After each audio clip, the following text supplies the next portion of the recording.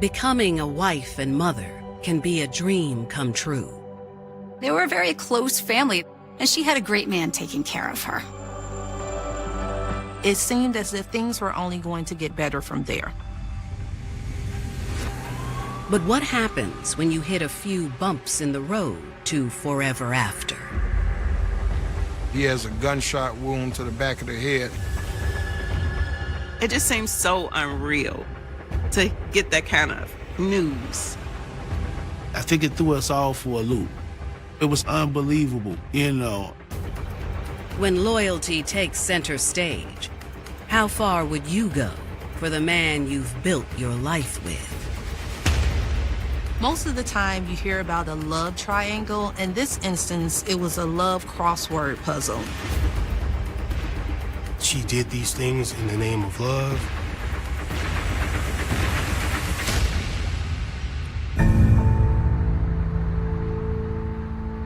August 31st, 2013, Chicago, Illinois. Famous for its architecture, food, sports, and music, the Windy City is one of a kind. Chicago, one of the best cities in the world. Tough, loving, family-oriented. Chicago is a place like none other. So much talent everywhere you look. It's a great place to grow up. It may be cliche. I feel like if you can survive in Chicago, you can survive anywhere. And on this cool summer morning, Chicago Police Dispatch gets a call shortly after 11 a.m. from a distraught homeowner. He tells the operator he just made a shocking discovery outside his house. He came outside into his backyard. He was going to go to his garage to start his car up about 11:20 in the morning, and he was shocked to see a person laying in the gangway leading into his yard. A gangway is a very Chicago thing. It's like an alleyway, but it's a lot narrower. It's very dark. It's between houses. He initially thought the person's possibly a drunk had wandered down his gangway and passed out. But he realized, quite to his shock, that the person was pretty obviously deceased. Police immediately head to the address, which is in the Morgan Park neighborhood on the south side. Officers responded, and they do observe the body laying on the ground.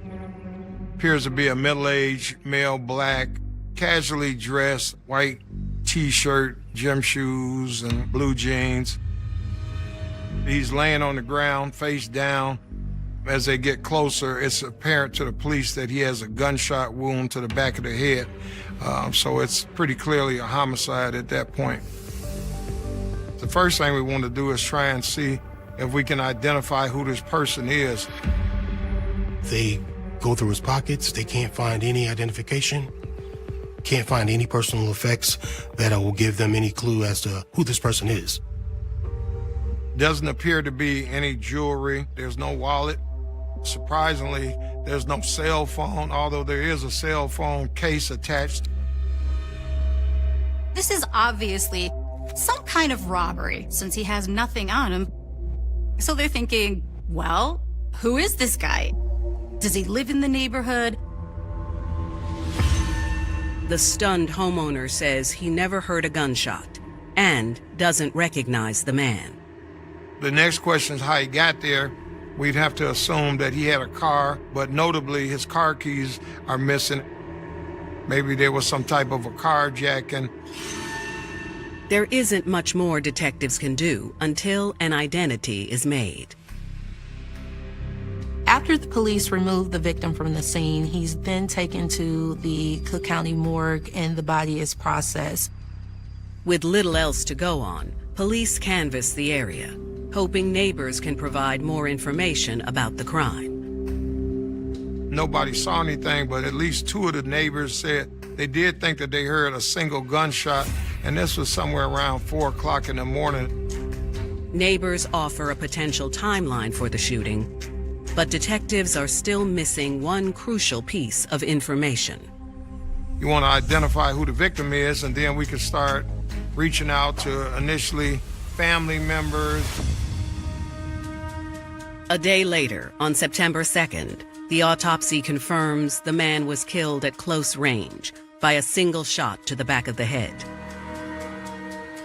It seems personal that they certainly intently shot this person in the back of the head.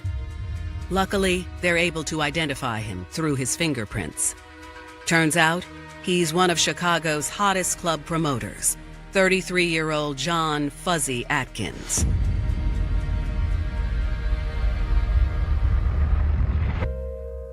John Fuzzy Atkins was the youngest of 3 children in a close-knit family. We grew up on the south side of Chicago. Me, my brother, and my other brother, we grew up in the most loving and caring environment. We might not have had much, but what we did have was love. John got his nickname, Fuzzy, from his father.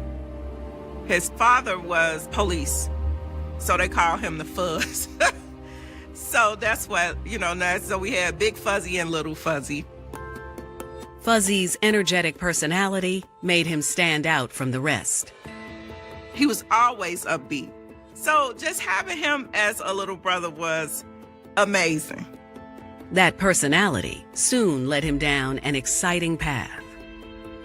Back in the day, they used to do a lot of parties at the YMCA and stuff like that. And he got into promoting. Once he was old enough, Fuzzy started attending different venues. Him and his crew would come in there and they would turn up on the dancing side. Ladies came out to, drink and have a good time, but I felt like they also came out to see Fuzzy turn up and dance at the club.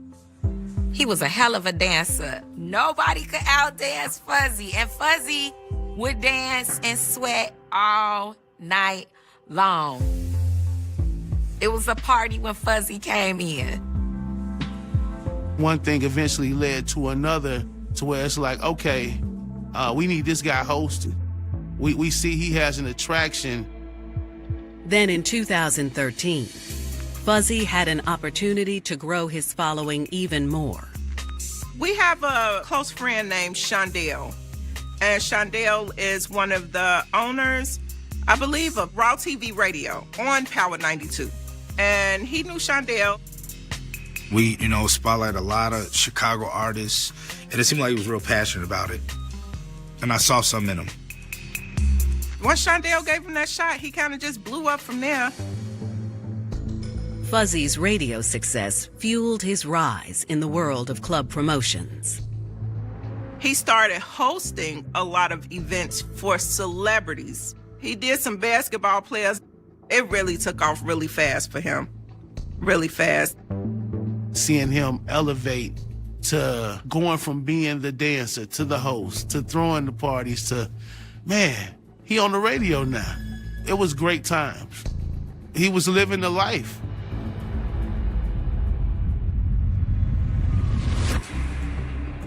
But now the successful club promoter has been found dead in Morgan Park. Based on the autopsy results, detectives believe this may have been a targeted attack. Noting the gunshot to the back of the head, the assumption is going to be, it was personal. He was flashy. He definitely had a flash about himself. You're out here in the crowd, you're around all these people. All of them are not your friends. In Chicago, Illinois, police have just identified their murder victim as 33-year-old club promoter John Fuzzy Atkins, who was at the top of his game in the summer of 2013. We're able to identify the victim, and now, we can reach out to the family members and start developing some type of timeline as when was the last person to talk to this person.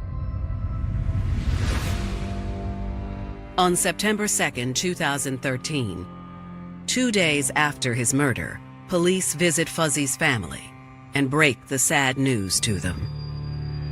I think I was kind of in shock and numb at the same time. It just seems so unreal to get that kind of news. Through tears, his mother tells detectives that on the night of August 30th, Fuzzy had a gig at a popular club on the South Side. He was on his way to the club when she talked to him.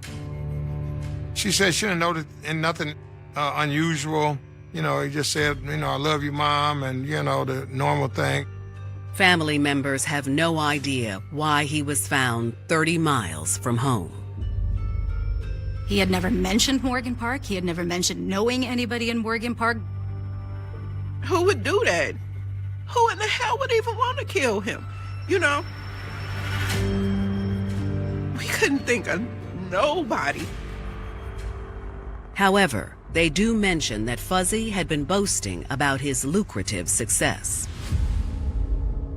He was flashy. He definitely had a flash about himself. The clothes, the haircut, saying like to keep a nice amount of money in his pocket. He drove pretty nice cars. He was making incredible amounts of money, and it wasn't just money, it was cash. Fuzzy was very proud of that, and he tended to put that kind of stuff on social media. The mother shared that she had always been kind of nervous and concerned and had cautioned him about his flashy lifestyle. With robbery the likely motive, detectives put out a bolo for Fuzzy's missing vehicle. They also request his phone records, which can be a time-consuming process in Chicago. There's such a backlog on requests for cell phone records, and there's kind of like really no way to be placed in the front of the line. While they wait, detectives backtrack Fuzzy's steps the night he was murdered. Police head to the club where Fuzzy was last seen. They sit down and they talk to the club owner to kind of assess, was there anything that was out of the ordinary? Did you notice anything unusual? Was there any type of disturbance, a fight? Did he get into it with anybody there at the club? And he said, you know, absolutely not. The owner says Fuzzy was extremely popular, especially with his female patrons. This could have been an instance of maybe a lover's quarrel, jealousy. While investigators chew on that possibility, the club owner shares one last piece of information. He said he knows for a fact that Fuzzy left out that evening with at least $2,000 in cash in his pocket. He's seen leaving the club at 3:18 in the morning, and at least 2 people heard a gunshot somewhere around 4. This club is like 10 miles away from where Fuzzy's final resting place was, and it's about 30 miles away from his home. So the next question is going to be, what leads him to that location? In the coming days, there's no sign of Fuzzy's car, and his phone records have yet to come through. Then, on October 22nd, a month and a half after Fuzzy's murder, Chicago police get a new piece to the puzzle. Gary, Indiana, which is about 40 minutes outside of Chicago, notifies the CPD that they have found Fuzzy's car. Someone was passing this area of woods and saw this burned out car. It's a fairly common method of offenders to try and get rid of all evidence by setting a car on fire. And it's pretty much burnt to a crisp. So the car, as exciting as it was to find, is now a dead end too.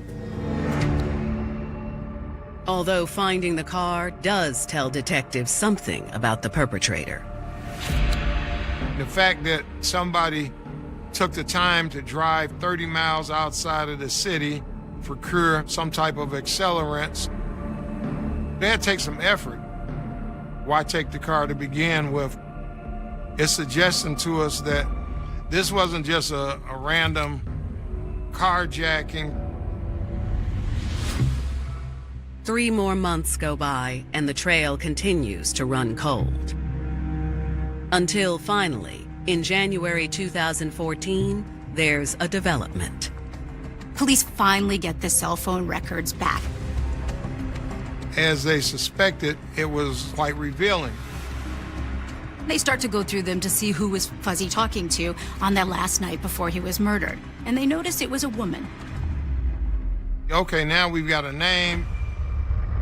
The chatter on the streets at the time when Fuzzy is killed is like, everybody is like in awe. We didn't have a clue on who could be responsible for this.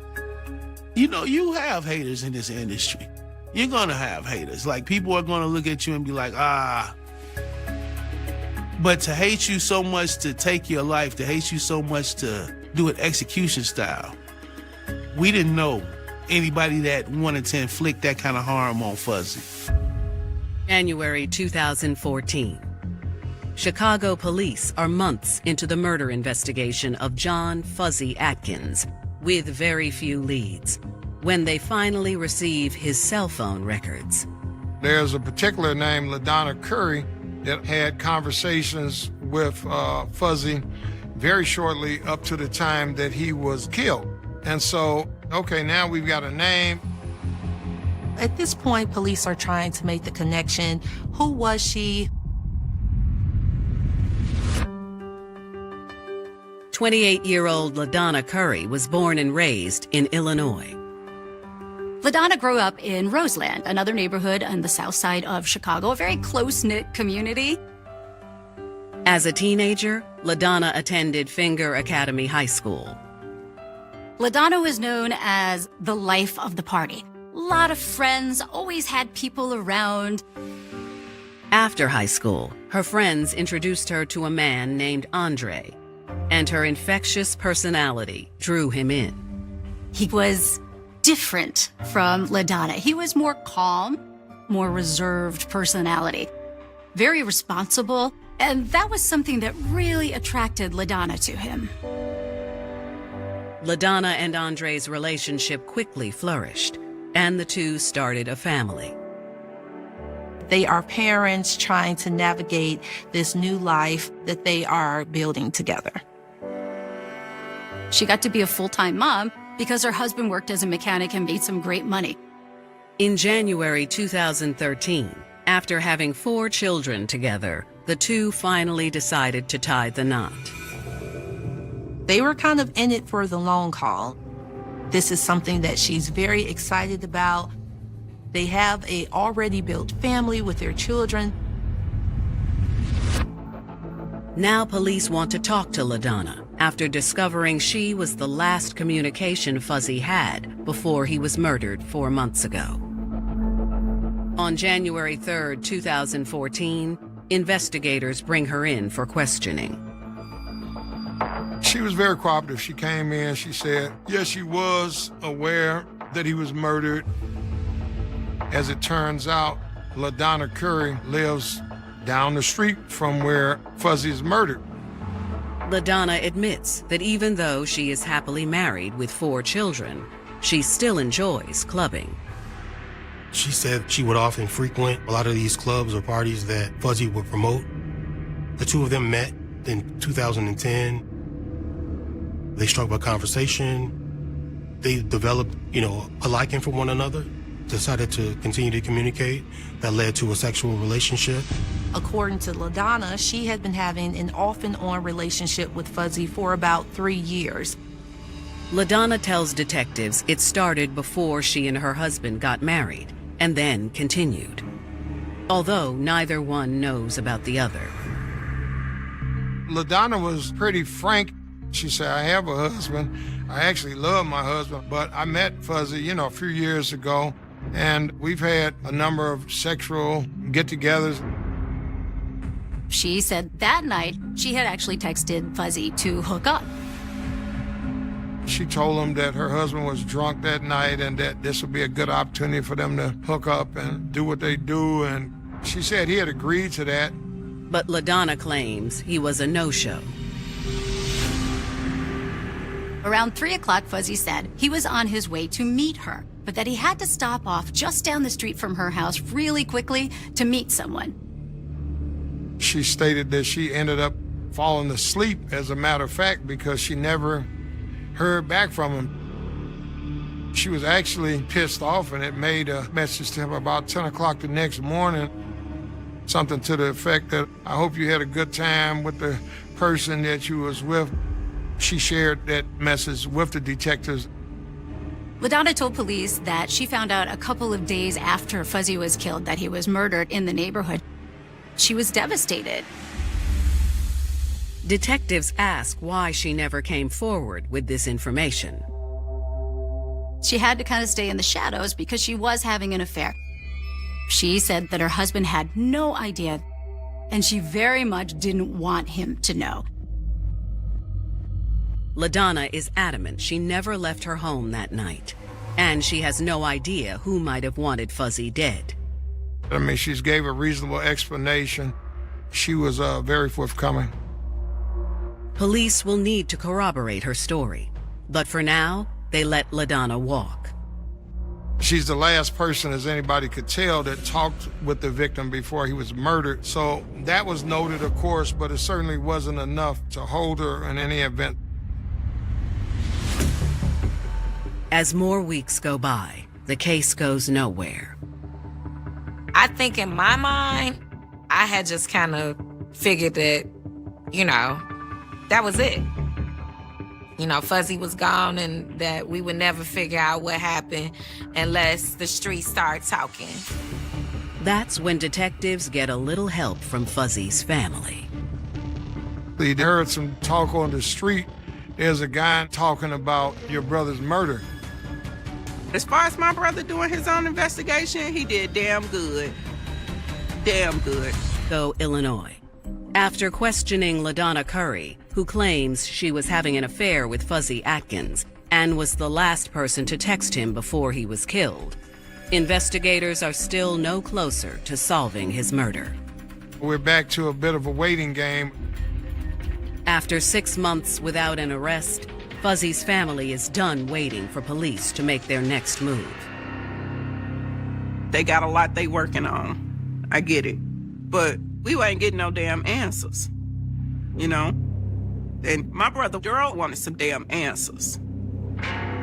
His brother was out asking questions, and he was, shaking the bushes. As far as my brother doing his own investigation, he did damn good. Damn good. That February, detectives get a call from him with a tip. Daryl says he has a name. Daryl, the older brother, was able to get a tip from somebody, say, well, I heard some talk on the street. There's a guy named Jeremiah was talking about your brother's murder. Daryl tells police he eventually found him on social media, and his name is Jeremiah Taylor. Police bring in Jeremiah. They want to hear it directly from him, what he is talking about. On February 5th, 2014, detectives sit down with 26-year-old Jeremiah Taylor. They immediately notice the bandage over Jeremiah's right eye. When they ask what happened, he won't give a straight answer. Instead, he offers up 2 new suspects. He had heard through the streets the chatter that there was a man and a woman who decided to set up Fuzzy. Jeremiah claims the woman is named Shamika, and the man is her boyfriend, Montel. From what he heard, Shamika knows Fuzzy from the clubs. He was known to have a lot of cash and jewelry. She shared this information with her boyfriend, Montel, and then she was willing to set Fuzzy up. Fuzzy came to meet her at the location, and the story that he heard, they robbed him of maybe a couple $1,000s in jewelry. At that point, Montel came up behind him and shot him in the head.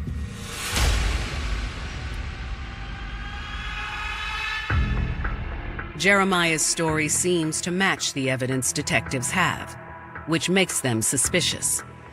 They also learn that he lives in Gary, Indiana, where Fuzzy's car was found. The next question is, well, do you know where this Montel is? What about this Shamika girl? Well, he doesn't seem to be able to provide information. It's just what he heard in the neighborhood. They were obviously pretty skeptical of Jeremiah, so they decided to focus on him to find out what his whereabouts were, to find out if he had an alibi. He was like, oh yeah, I remember it well. It was that Friday night. I was at home. Jeremiah says his wife, Adriana, was at a party until 5 a.m. while he stayed in. Detectives decide to follow up and speak to his wife. Detectives question 25-year-old Adriana McNeil. Adriana goes on to say that the night of the particular murder, she and her husband were in fact home together for the entire night.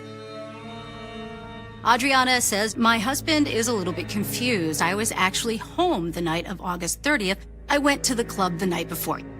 The detectives are not 100% convinced of this story. Investigators request cell phone records for the couple to see if they're telling the truth. While they wait for the records, a few months later, detectives get an unexpected lead. Police get a call from an inmate at the Cook County Jail in Chicago. He says he has information on Fuzzy's murder. The information that this inmate relates to the police blows this case wide open. June 2014, Chicago, Illinois. Police are suspicious of married couple Jeremiah Taylor and Adriana McNeil in the murder of Fuzzy Atkins when they get a huge break in the case. Police get a call from an inmate at the Cook County Jail in Chicago. He says he has information on Fuzzy's murder. Desperate for any lead, detectives speak to the inmate. He says this woman has come to visit him and admitted to being part of Fuzzy's murder. She's a friend of his, and it turns out her name is LaDonna Curry. Police know this name. She was the last person to be texting or talking to Fuzzy on the night of his murder. They ask him to wear a wire, a hidden microphone, for the next time that LaDonna comes to visit to see if they can find out a little bit more about her involvement in the murder. The inmate agrees. On August 7th, 2014, nearly a year after Fuzzy's murder, investigators listen in when LaDonna visits her friend. They have some conversations, and finally the conversation turns to the night that Fuzzy was murdered. LaDonna admits to setting up Fuzzy that evening to be robbed. But she wasn't alone. LaDonna tells the inmate that she, her husband, along with her best friend Adriana, and Jeremiah, set Fuzzy up at the club to be robbed. Investigators learn that the four of them had been friends for years. According to LaDonna, she and her friend Adriana went to the club on Friday, August 30th, 2013. She says she was at the club that night when her husband had called her and asked her to set Fuzzy up. They knew that Fuzzy was going to have a few $1,000s on him from that night of club promoting. LaDonna says the plan was for her to to negotiate a meeting with Fuzzy with the promise of sex. LaDonna tells the inmate that she convinced Fuzzy to meet her and her girlfriend, Adriana, when he finished at the club. She says that she had spoken with Fuzzy and they had came up with a predetermined spot where they would meet, a few houses down from her house.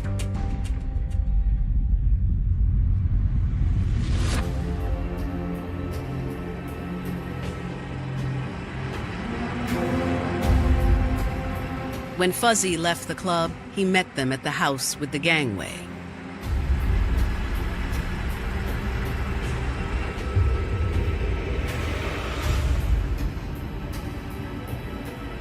When they entered the gangway, that's when LaDonna says that Jeremiah and her husband actually stepped out with a gun and made Fuzzy get down onto his knees and put his hands behind his head.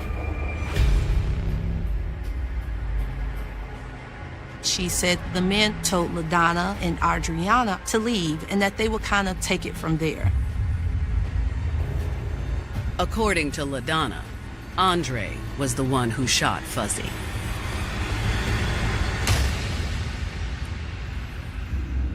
she says then they rob him of his $2,000 in cash, jewelry, wallet, watch, all of these possessions. On August 19th, 2014, police pick up LaDonna, Andre, and Adriana while they look for Jeremiah. They speak with LaDonna first. They just confront her with that tape right off the bat. There's no choice for LaDonna here. She has no moves, so she just confesses to everything. LaDonna recounts the same events like she told the inmate, but says it was about more than just money. LaDonna basically tells the police, my husband became suspicious of my relationship with Fuzzy. She admits that on the night of August 30th, 2013, she and Adriana went to the club like usual. But while LaDonna was at the club, she said her husband called her and said that he was looking for someone to rob. That's not something she really wanted to do. She tried to make it clear that her husband had told her to do these things, and if she didn't do them, then there would be harm done to her. LaDonna says Andre was outside the club when he called her back. LaDonna says he has found out that Fuzzy is working that night, and he has decided that that's who he wants her to set up. She agrees, because she thinks that he knows about them. Fuzzy was a friend, but her husband and her 4 kids was, obviously a stronger connection for her. The plan, in her words, was that there wasn't supposed to be any violence, that she was merely going to set him up to rob him, to take his money. She tells detectives that afterward, when she learned that Andre shot Fuzzy, she was horrified. LaDonna tells police she never would have been a part of this if she had known that she was luring Fuzzy to his death. LaDonna says later, when they were home, the two fought about it. She said he had to kill Fuzzy because Fuzzy had the ability to identify him. Detectives also interview Adriana, who gives a similar confession. She adds that they went back to their home in Indiana and Jeremiah torched Fuzzy's cell phone and ID in their garage. She also said that Jeremiah took Fuzzy's car and set it on fire to get rid of the evidence. But not without harming himself first. When he sets the car on fire, Jeremiah then suffers burns to his face. Which explains to detectives why he had a bandage over his eye. Both of them have given a detailed confession, and so they're both charged with first-degree murder. Detectives hope that Andre follows suit. However, he isn't as cooperative with authorities. He, refuses to give the detectives any information. They have to let him go without charges. A month later, Jeremiah Taylor is found, but he is also released because of insufficient evidence. Detectives update Fuzzy's family and friends while they keep digging. If you just wanted to rob him or, have a fight with him or, whatever, just to prove your manhood, then do that. You know what I'm saying? But you don't take nobody's life. I was enraged. It was senseless. You could have just asked him. He would have gave it to you.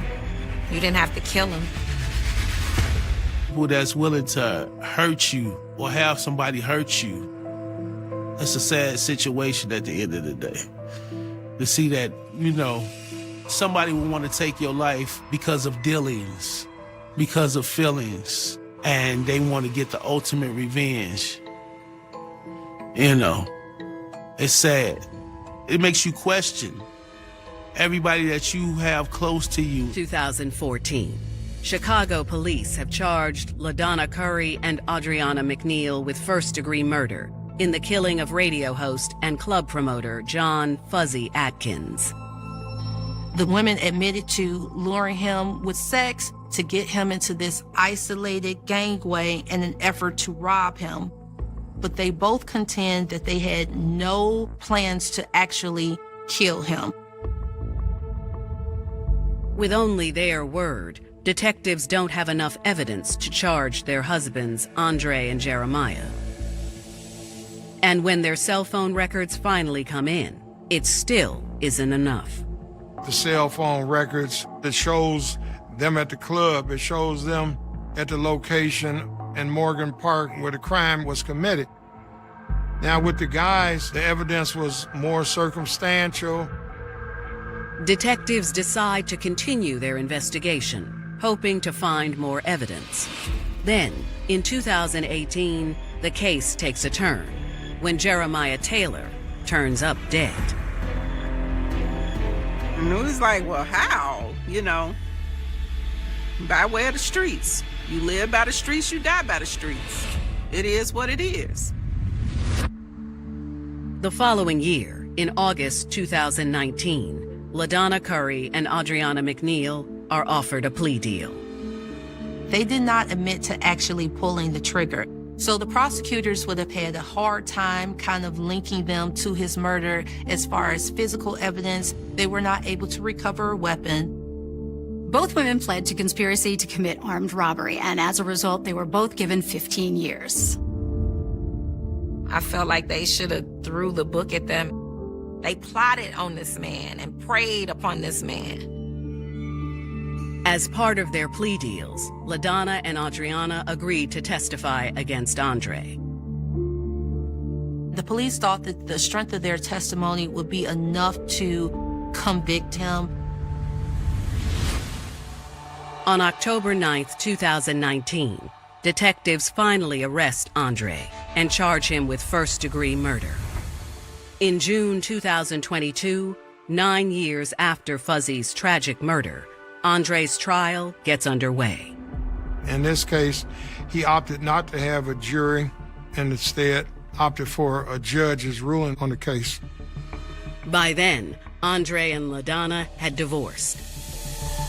But when LaDonna takes the stand, she sticks to the same story. LaDonna still swears that her husband was the one that pulled the trigger, and she never would have done any of this if it was not for him. I think that's why she did it. Because it's either go after my brother or deal with this man when I get home. Andre's defense team strongly disputes those allegations, saying LaDonna as well as Adriana have an axe to grind. It was very circumstantial. There was no physical evidence outside of the testimony of now 2 convicted felons, placing him at the scene of the crime and as the trigger man. On August 5th, 2024, Andre is found not guilty of Fuzzy's murder. This is a hard pill to swallow, not just for investigators, but for the family. I was like, how in the hell is that possible? How in the hell is that possible? Today, Fuzzy's memory lives on in the loved ones he has left behind. We was watching greatness unfold right before our eyes. And that was taken from us. He wanted nothing in return but to make people smile and make people happy. He had so much to give and made such an impact on so many people's lives. He was that bit of light in the darkness, and I want people to remember that about him. LaDonna Curry and Adriana McNeil are no longer behind bars, having received credit for time served. But LaDonna still maintains that what she did was for love. She claimed her man manipulated her into it, although she had to take personal responsibility for her involvement, which she did ultimately. At the end of the day, she loved her husband, she wanted to save her marriage, and it changed the trajectory of her life forever.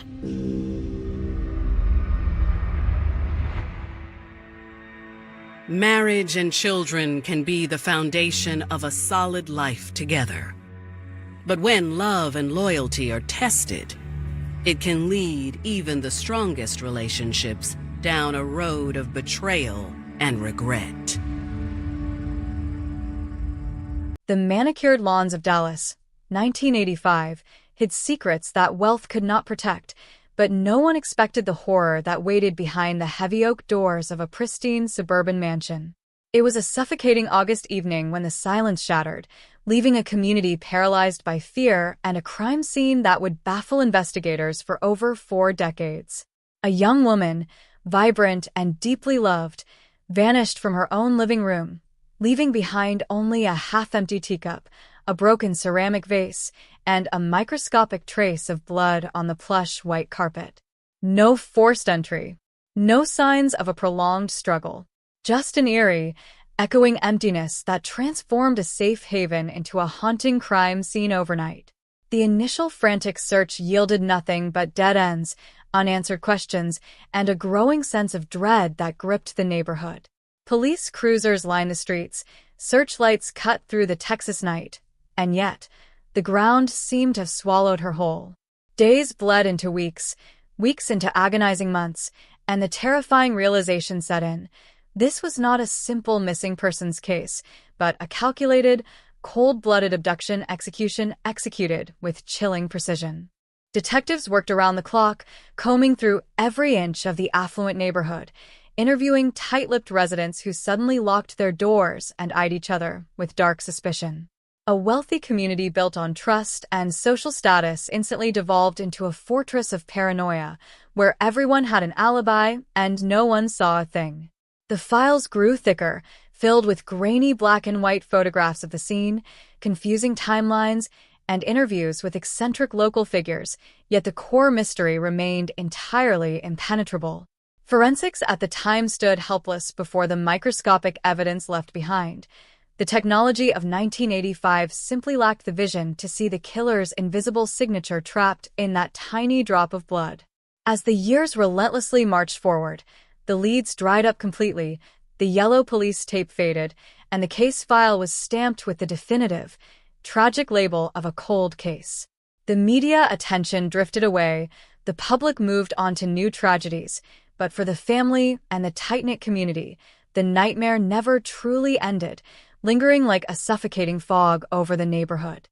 Decades passed, generations changed, and the grand house changed hands multiple times, but the ghost of that August night refused to be forgotten by the passage of time. Then, 41 years later, a breakthrough in genetic genealogy blew the dust off the forgotten archive, reigniting a hunt that everyone assumed was dead and buried. Modern forensic scientists extracted a pristine DNA profile from the preserved blood drop, running it through advanced databases that didn't just look for an exact match, but mapped out entire family trees. The digital search webbed outward, connecting distant cousins, narrowing down lineages, and zeroing in on a single, definitive, and absolutely staggering family line. When the final name materialized on the investigator's screen, the room went completely silent. The genetic path led directly to the front door of the most prominent estate on the block. The DNA profile unmasked the wealthy neighbor, a highly respected pillar of the community who had lived a luxurious, untouched life just 3 doors down from the crime scene. He had attended the vigils, he had comforted the grieving family, and he had watched the entire investigation unfold from the safety of his immaculate front porch. The sudden arrest sent shockwaves through the modern city, shattering the illusion of safety and leaving a community to grapple with the terrifying reality that the monster they feared had been walking among them all along. The handcuffs clicked shut with a metallic finality that echoed through the quiet, tree-lined avenue, a sound 41 years in the making. For decades, Arthur Pendleton had walked these very streets as a paragon of local virtue, a billionaire philanthropist whose name adorned hospital wings and charity galas, a man completely insulated by his immense wealth and pristine reputation. To the world, he was the grief-stricken neighbor who had offered a massive reward for information back in 1985. To the detectives now leading him away in the harsh morning light, he was a calculated predator who had used his privilege as an impenetrable shield. The neighborhood stood frozen, watching from behind manicured hedges as the illusion of their safe, affluent paradise disintegrated in an instant.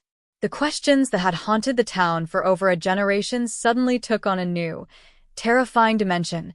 How does a monster live next door for 40 years without ever dropping his mask?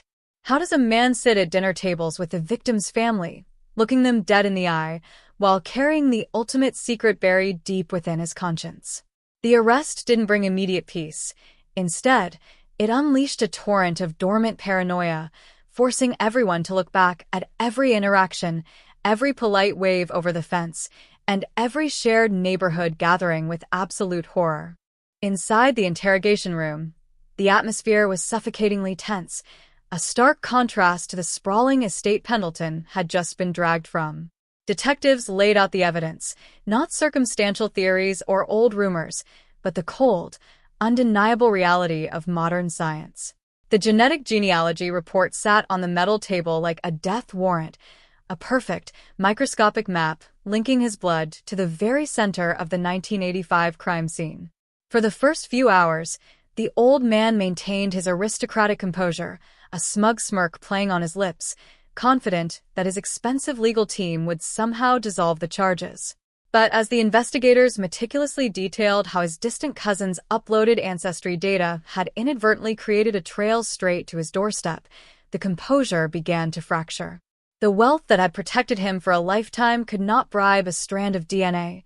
The status that had made him untouchable in the mid-'80s was utterly useless against the relentless march of 21st century forensics. He wasn't just fighting a murder charge. He was staring into the abyss of his own carefully constructed legacy collapsing into ash, exposing him to the world not as a titan of industry, but as a brutal killer who got away with it until the clock finally ran out. The archives were reopened, and the old, yellowed case files were brought back into the light, revealing chilling details that suddenly made perfect, horrific sense in hindsight. In 1985, investigators had been baffled by the lack of forced entry, assuming the victim must have known her attacker or been caught completely off guard. Now, knowing the killer was the neighbor 3 doors down, the puzzle pieces fell into place with devastating clarity. He didn't need to break a window or pick a lock. He was a trusted figure, someone who could knock on the door on a hot August evening under the pretense of borrowing something or delivering a message. The half-empty teacup left on the table wasn't a sign of a sudden ambush by a stranger. It was the remnants of a polite conversation with a neighbor before the trap was sprung. The chilling realization dawned on the prosecution that Pendleton had used his position of absolute trust to orchestrate a flawless execution, knowing exactly when the family would be away, exactly which security blind spots to exploit, and exactly how to blend back into the community the very next morning without raising a single eyebrow. As the news spread across Dallas and beyond, the media circus descended upon the suburb, transforming the quiet streets into a chaotic sea of satellite trucks and reporters demanding answers. The headline, Dallas 1985 Cold Case Solved, DNA Profile Unmasks Wealthy Neighbor, flashed across screens globally, capturing the fascination of a public obsessed with the dark underbelly of the elite.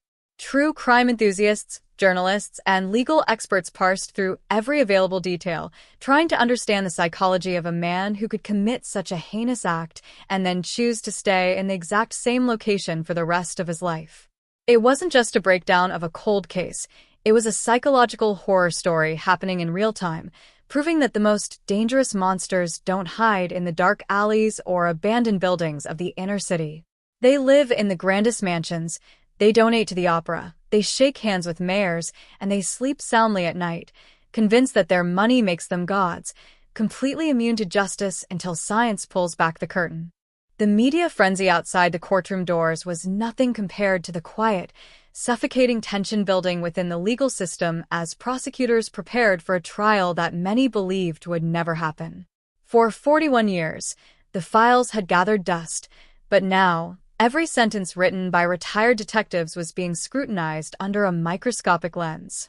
Legal experts weighed in on television networks night after night, debating whether a case built almost entirely on a single drop of degraded DNA from 1985 could withstand the aggressive onslaught of a multi-million-dollar defense team. Arthur Pendleton's lawyers were not ordinary public defenders. They were the elite of the Texas legal world, men and women who specialized in dismantling forensic evidence, exploiting technicalities, and creating clouds of reasonable doubt where none seemed to exist. They immediately launched a massive counteroffensive, filing motions to suppress the genetic genealogy data, arguing that the use of public ancestry databases violated privacy laws and constituted an illegal search. The courtroom became a high-stakes battlefield where the past and the present collided, a war of attrition fought with legal briefs and scientific jargon, while a grieving family sat in the front row, forced to relive the worst night of their lives over and over again.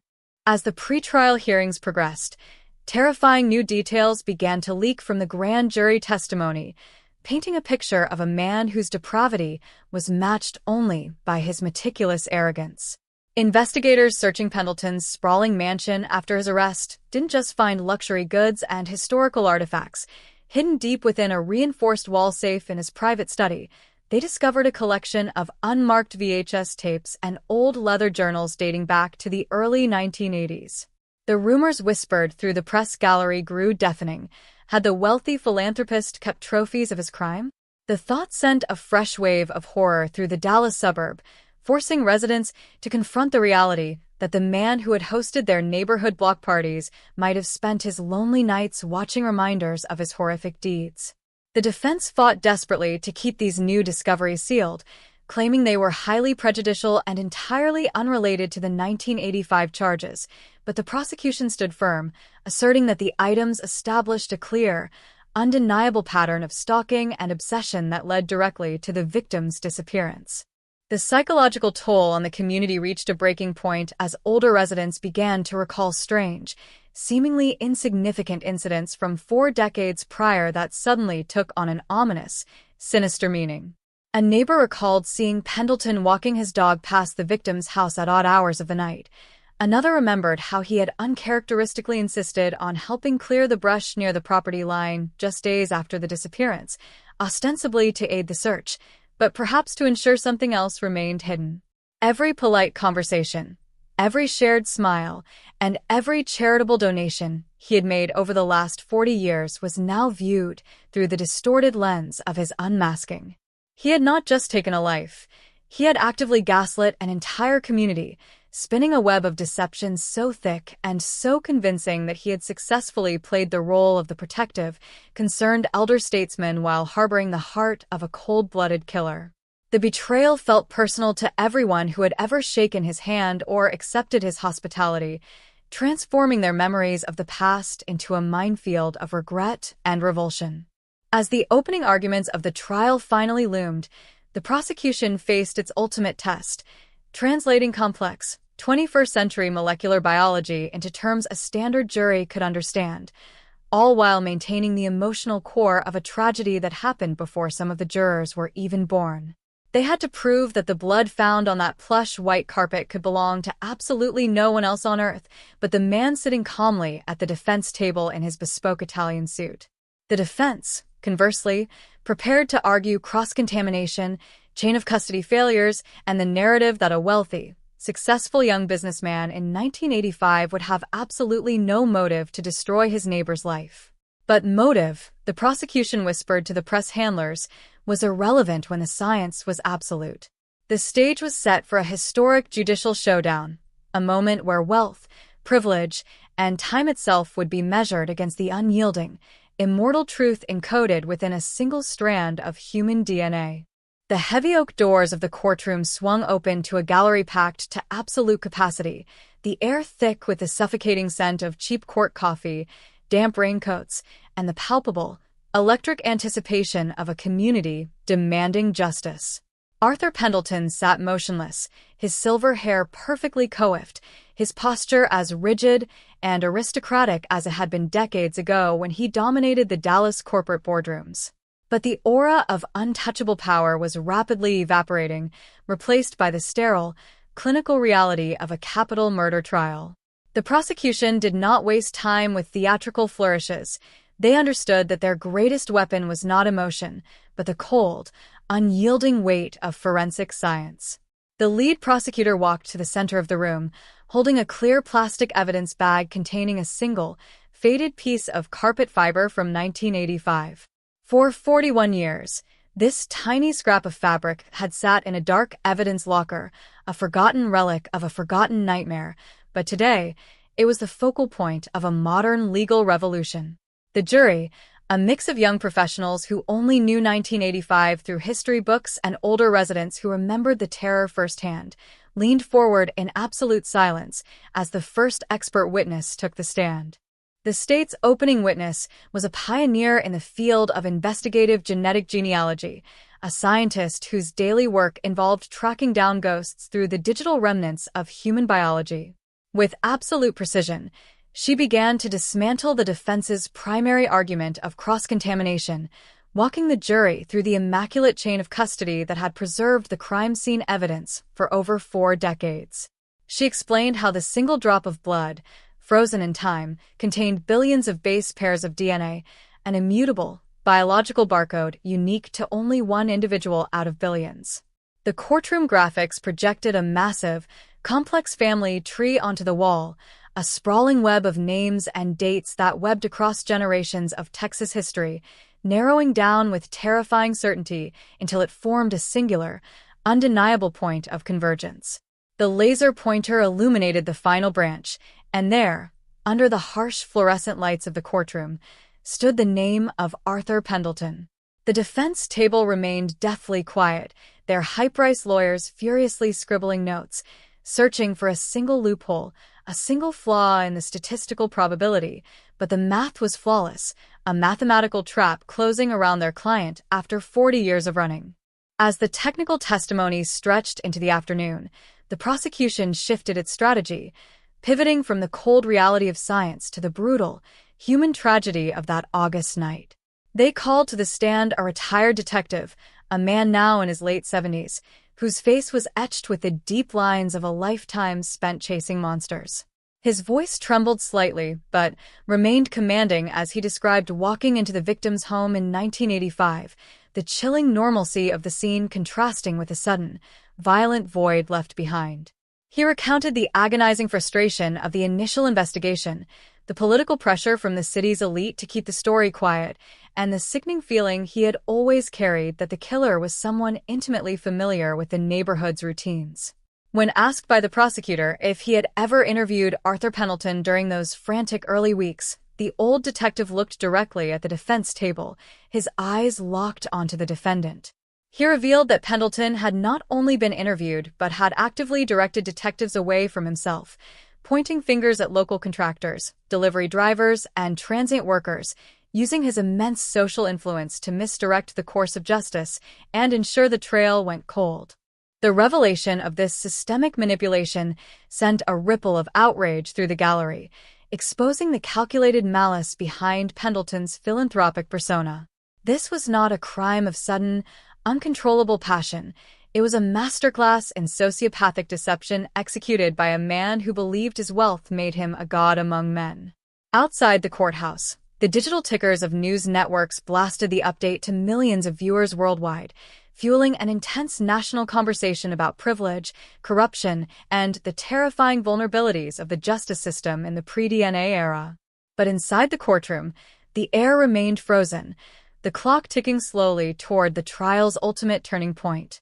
The prosecution was preparing to introduce the contents of the hidden wall safe, the journals and the tapes, a move that would either seal Pendleton's fate forever or provide the defense with the ultimate grounds for a mistrial declaration. Every eye was fixed on the judge as the court prepared to rule on the admissibility of the killer's private trophies, a decision that would determine whether the full extent of the Dallas suburb's darkest secret would finally be dragged into the light. The judge's gavel struck the wood block with a sharp, definitive crack, ruling that the contents of Arthur Pendleton's hidden wall safe were fully admissible as evidence of premeditation and post-defense behavior. A collective gasp rippled through the gallery, a sound instantly swallowed by the intense, suffocating silence that followed. The prosecution moved with calculated efficiency, dimming the courtroom lights to project the digital scans of Pendleton's private journals onto the towering screens. The elegant, flowing cursive handwriting belonged to a highly educated man, but the words themselves were pure, unadulterated malice. The entries from the summer of 1985 did not read like the thoughts of a normal neighbor. They were the terrifying, meticulous logs of an apex predator stalking its prey. He had documented the victim's daily routines, the exact times her family left the house, the patterns of the neighborhood security patrols, and even the specific layout of her living room windows. The jury watched in absolute horror as 40-year-old sentences revealed a mind entirely detached from human empathy, treating a young woman's life as a tactical puzzle to be solved and conquered for his own twisted satisfaction. If the journals exposed his dark psychology, it was the physical evidence from the safe that completely shattered any remaining hope for the defense.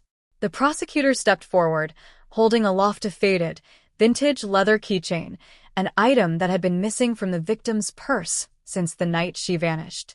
It was a trophy, kept pristine inside a velvet-lined box for over 4 decades, hidden behind the very walls where he hosted charity events for the city's elite. The defense team sat frozen, their faces pale, realizing that the narrative of cross-contamination or a mistaken DNA match had just been completely demolished. No amount of legal maneuvering or expensive expert testimony could explain away the victim's personal property locked inside the defendant's private, reinforced safe. Pendleton himself finally lost his aristocratic composure. His jaw tightened, his fingers dug deep into the wood of the defense table, and the mask of the benevolent billionaire slipped entirely, revealing the hollow, terrified eyes of a man who realized his money could no longer buy his freedom. The trial reached its emotional peak when the prosecution called the victim's younger brother to the stand, a man who had been a mere teenager when his sister disappeared from their home. His voice was cracked with the weight of 41 years of unresolved grief, but his eyes were fixed entirely on the man sitting across the room. He recounted the devastating aftermath of that August night, how his parents had slowly withered away from heartbreak, dying without ever knowing what happened to their daughter, and how the family had always blamed themselves for leaving her alone for just a few short hours. He looked directly at Pendleton, recalling how the wealthy neighbor had come over the next morning with a basket of food, offering words of comfort and pretending to share their agony. The revelation of this ultimate betrayal left the courtroom completely breathless, transforming the legal proceeding from a technical debate over science into a visceral, haunting reckoning of human cruelty. With the evidence laid bare, the prosecution rested its case, leaving an insurmountable mountain of proof for the defense to climb. The high-priced legal team, realizing the futility of their initial strategy, offered no witnesses of their own, choosing instead to rely entirely on a closing argument that pleaded for reasonable doubt based on the passage of time. But as the jury retreated into the deliberation room, everyone in the courthouse knew the verdict was already written in the fabric of the evidence. Outside, the Dallas sky darkened as an evening thunderstorm began to roll over the city, the heavy rain hammering against the glass windows of the courthouse, mirroring the relentless march of justice that had taken 41 years to arrive, but was now closing in with absolute, terrifying certainty.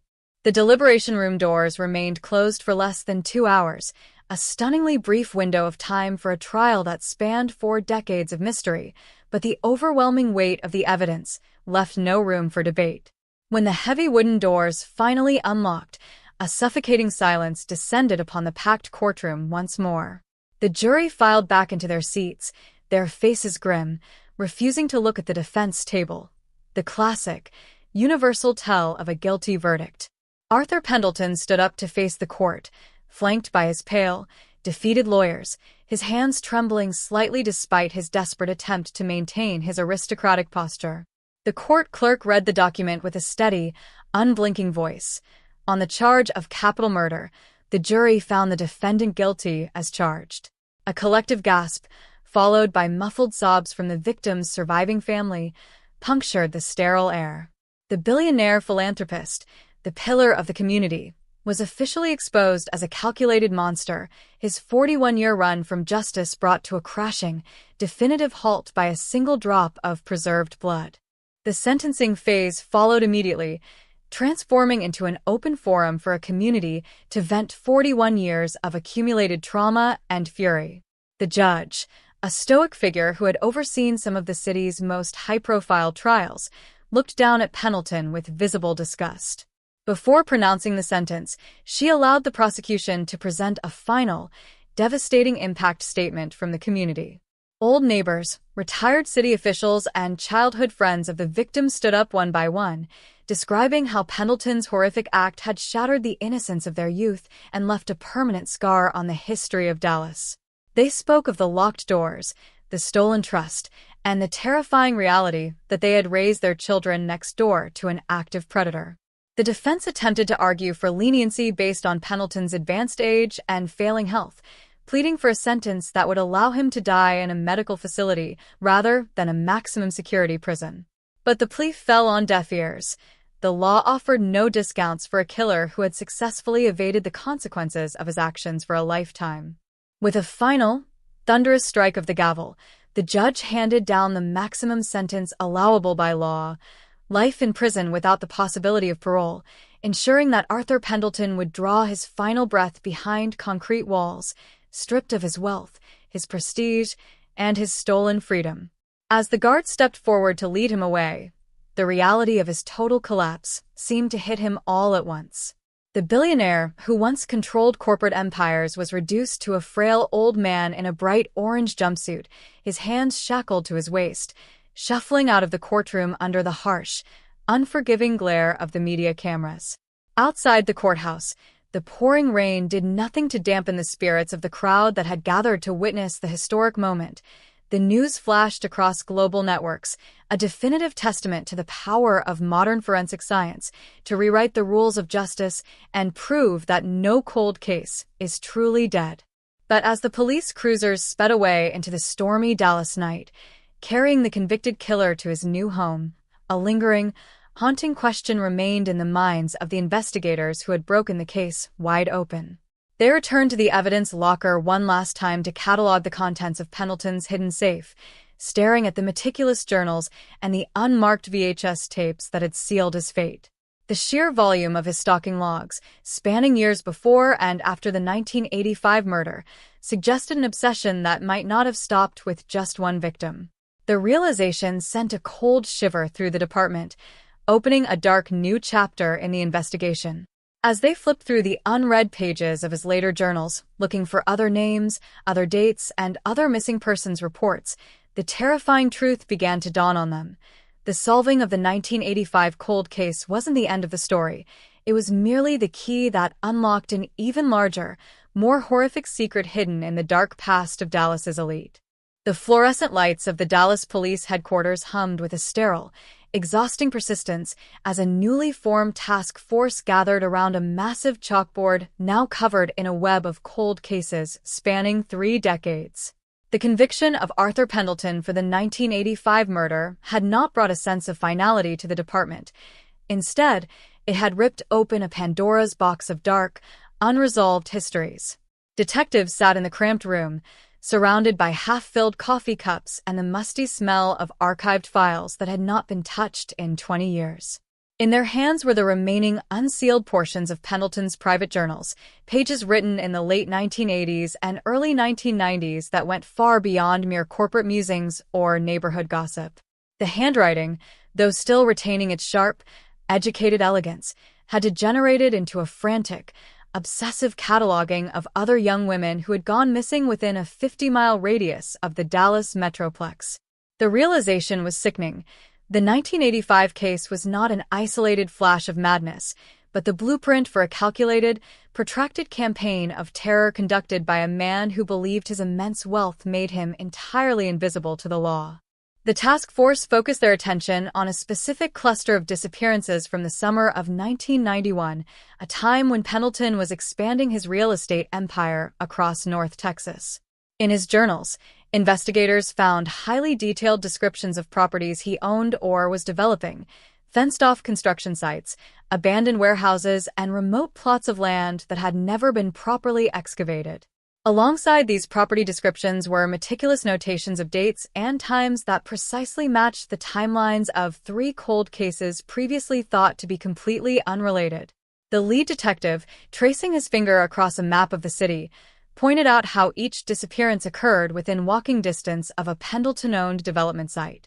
The chilling reality set in that Pendleton had used his professional life as a literal hunting ground, utilizing his access to unrestricted, heavy machinery sites to conceal his horrific deeds beneath layers of concrete and steel, creating a sprawling, urban graveyard that hid in plain sight. As the investigation widened, detectives began interviewing former employees, construction foremen, and private security guards who had worked for Pendleton during the height of his career. Many of them recalled an enigmatic, intensely controlling boss who frequently visited his construction sites alone in the dead of night, ordering security personnel to clear out of specific sectors for what he claimed were private structural inspections. One retired foreman remembered a bizarre incident in October 1991 when Pendleton arrived at a half-finished high-rise downtown and personally ordered an emergency concrete pour over a subterranean utility vault, bypassing standard safety inspections and paying the crew in cash to complete the job immediately. At the time, the workers assumed it was a standard corporate shortcut to meet a tight deadline. 35 years later, that memory transformed into a haunting, undeniable lead that required immediate, heavy forensic intervention. The task force knew that obtaining search warrants for fully occupied commercial buildings and established private estates would be a legal nightmare, even with the convicted killer's journals as evidence. The current owners of these multi-million-dollar properties fought back aggressively, desperate to protect their investments from the devastating stigma of becoming active forensic excavation sites. But the momentum of the 1985 breakthrough could not be stopped. Ground-penetrating radar units, advanced thermal imaging drones, and specialized K-9 cadaver teams were quietly deployed under the cover of darkness, transforming the glittering Dallas skyline into a highly confidential crime scene investigation. As the radar screens began to display anomalies beneath the heavy concrete foundations of the city, the air in the command center grew cold. The unmasking of the wealthy neighbor was no longer just the resolution of an old tragedy. It was the unfolding of a massive, historical nightmare that threatened to completely reshape the criminal history of the state. The ground-penetrating radar screens cast a sickly green glow over the faces of the forensic technicians working in the subterranean depths of the downtown high-rise. For 3 nights, they had labored in absolute secrecy, shielded from the eyes of the public by temporary drywall barriers and heavy security details. The radar pulses, cutting deep into the unsure 5-year-old concrete foundation, had mapped out a distinct, unnatural void directly beneath the utility vault that Arthur Pendleton had ordered sealed in 1991. The atmosphere inside the humid basement was thick with a choking dust and the heavy, electric tension of a discovery that everyone knew was inevitable. When the industrial diamond-tipped drills finally breached the final layer of reinforced steel and stone, a rush of stagnant, frozen air escaped from the darkness below, carrying with it the undeniable, horrifying confirmation of Pendleton's hidden legacy. A specialized fiber-optic camera was lowered into the abyss, its lens cutting through decades of absolute darkness to reveal a carefully preserved, subterranean chamber. Inside the vault, the camera captured a scene that froze the blood of every investigator watching the monitors upstairs. This was not a makeshift burial site. It was a calculated, concrete vault designed to serve as a permanent archive of horror. Laid out with a terrifying, military-style precision were the personal effects, identification cards, and remains of 2 young women who had vanished without a trace during the summer of 1991. The wealthy developer had not just hidden his victims, he had built an empire directly on top of them, walking over their final resting place every time he visited his corporate headquarters. The news of the discovery leaked to the press by sunrise, sending a second, even more violent shockwave through the city of Dallas. The headline shifted from a single solved cold case to the unmasking of one of the most prolific, cloaked serial predators in Texas history, a man who had used the literal architecture of the city as his personal burial ground. The task force immediately mobilized to connect the physical evidence found in the vault with the missing persons database, working around the clock to give names back to the ghosts in the concrete. Geneticists extracted DNA profiles from the remains, bypassing decades of environmental degradation through the same advanced sequencing techniques that had broken the 1985 case. Within 48 hours, the matches were confirmed. The victims were a 22-year-old university student and a 19-year-old bank teller, both of whom had last been seen waiting at bus stops near Pendleton's active construction sites in 1991. The realization that their cases had been dismissed at the time as simple runaways or transient disappearances added a layer of systemic failure to the tragedy. Pendleton had actively exploited the social biases of the era, targeting individuals whose disappearances would not immediately trigger high-profile investigations, allowing him to continue his corporate ascent entirely unbothered by the lives he had extinguished. Back in his maximum security prison cell, Arthur Pendleton was presented with the new findings, his legal team completely abandoning any pretense of a defense. The old man sat in his sterile jumpsuit, staring at the photographs of the concrete vault he had commissioned over 3 decades ago. The smirk was entirely gone, replaced by a vacant, hollow stare as the prosecutor laid out the new capital murder charges, which now carried the distinct possibility of the death penalty.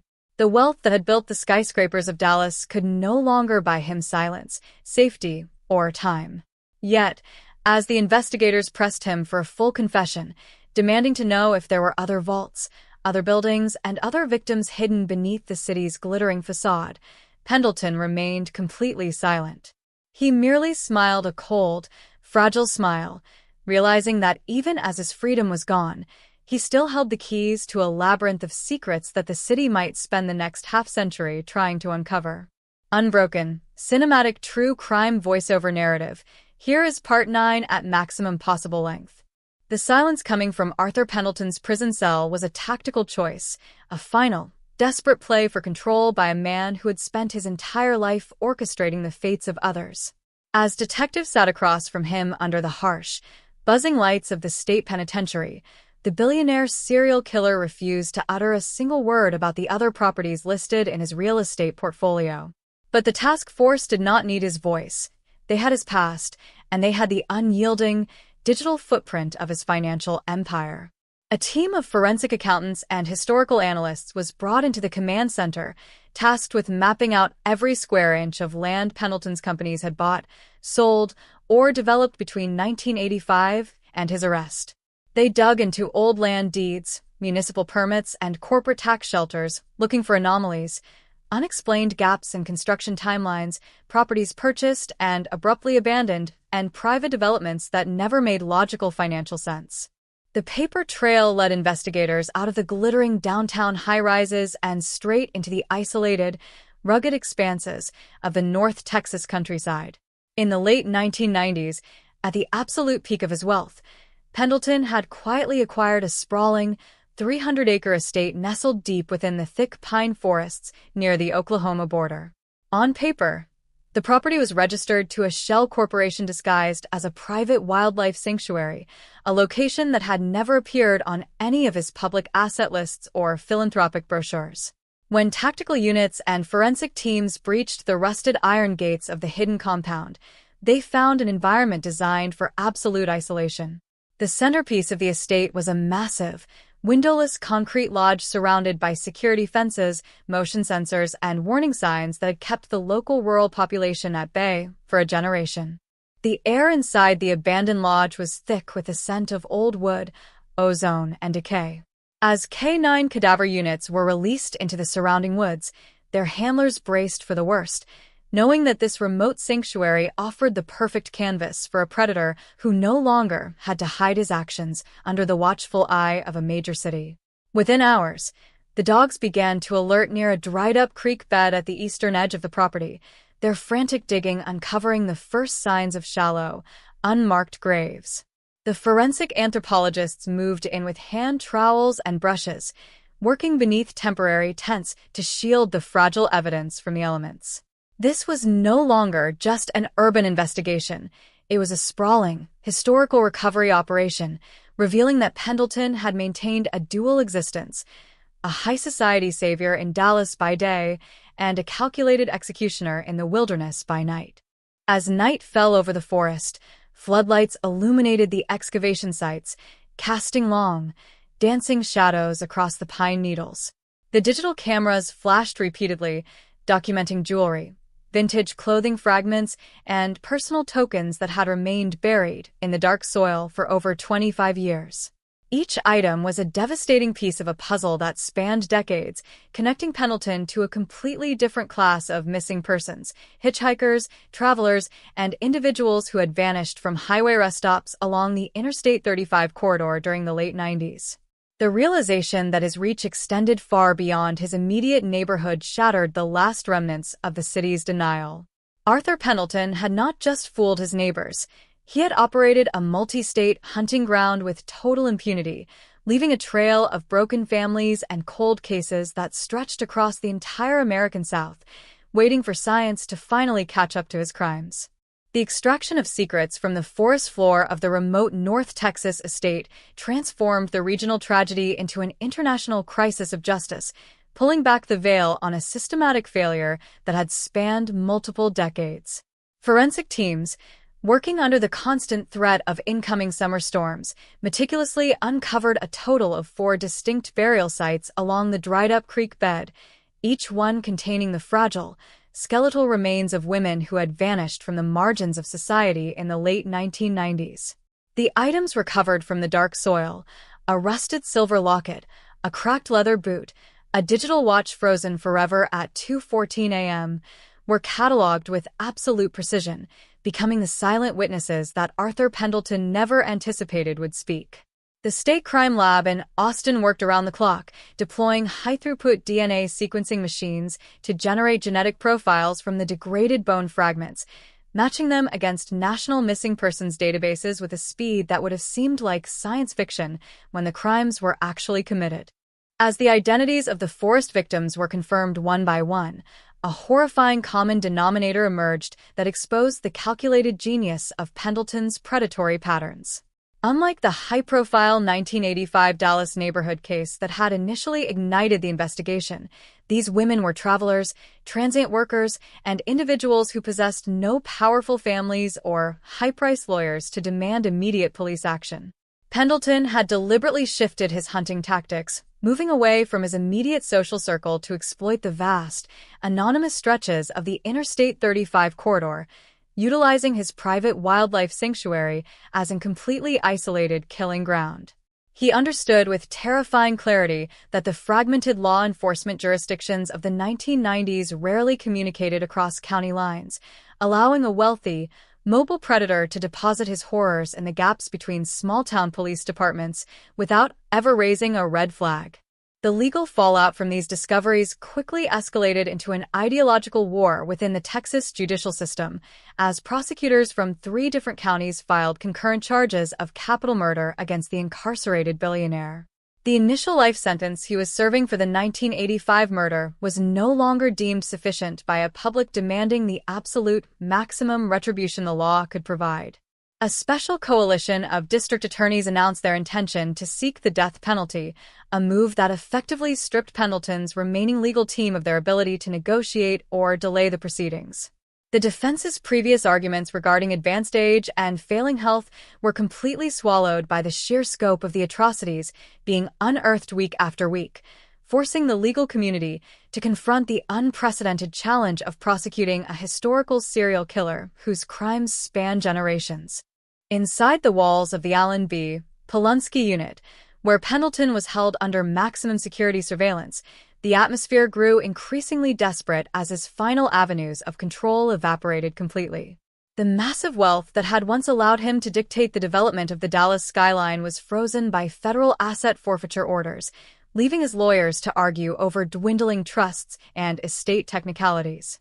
Yet, even as his corporate empire collapsed into historical infamy, the old man maintained a chilling, sociopathic detachment, refusing to assist investigators who were still combing through his properties for further evidence.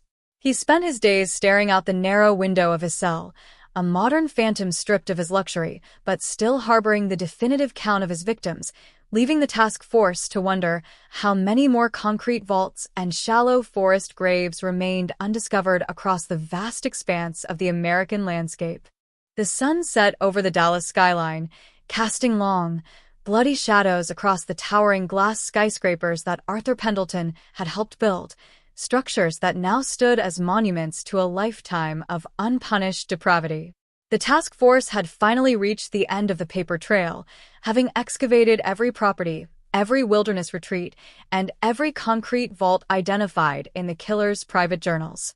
The final tally of his victims was a number that the community would spend decades trying to comprehend, a staggering testament to what happens when immense wealth, absolute privilege, and a total lack of human empathy are allowed to fester behind a mask of civic virtue.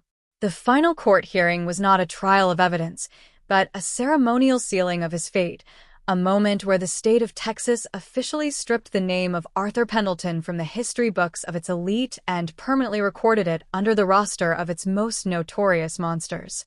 He did not live to face the executioner's needle. The frail, 82-year-old body that had housed a predator for so long finally collapsed under the weight of its own isolation, dying alone in a sterile prison infirmary just days before the final sentences were to be formally read. His death did not bring the clean, cinematic resolution that the media had promised, nor did it instantly wash away the deep, systemic scars that had been left on the fabric of the city. The families of the victims, some of whom had waited 41 years for a name, a truth, or a fragment of bone, gathered one last time on the steps of the Dallas courthouse, holding candles that flickered against the warm Texas breeze. They did not speak of Pendleton. They spoke of the lives that had been stolen, the futures that had been erased on that hot August night in 1985 and during those dark summers that followed.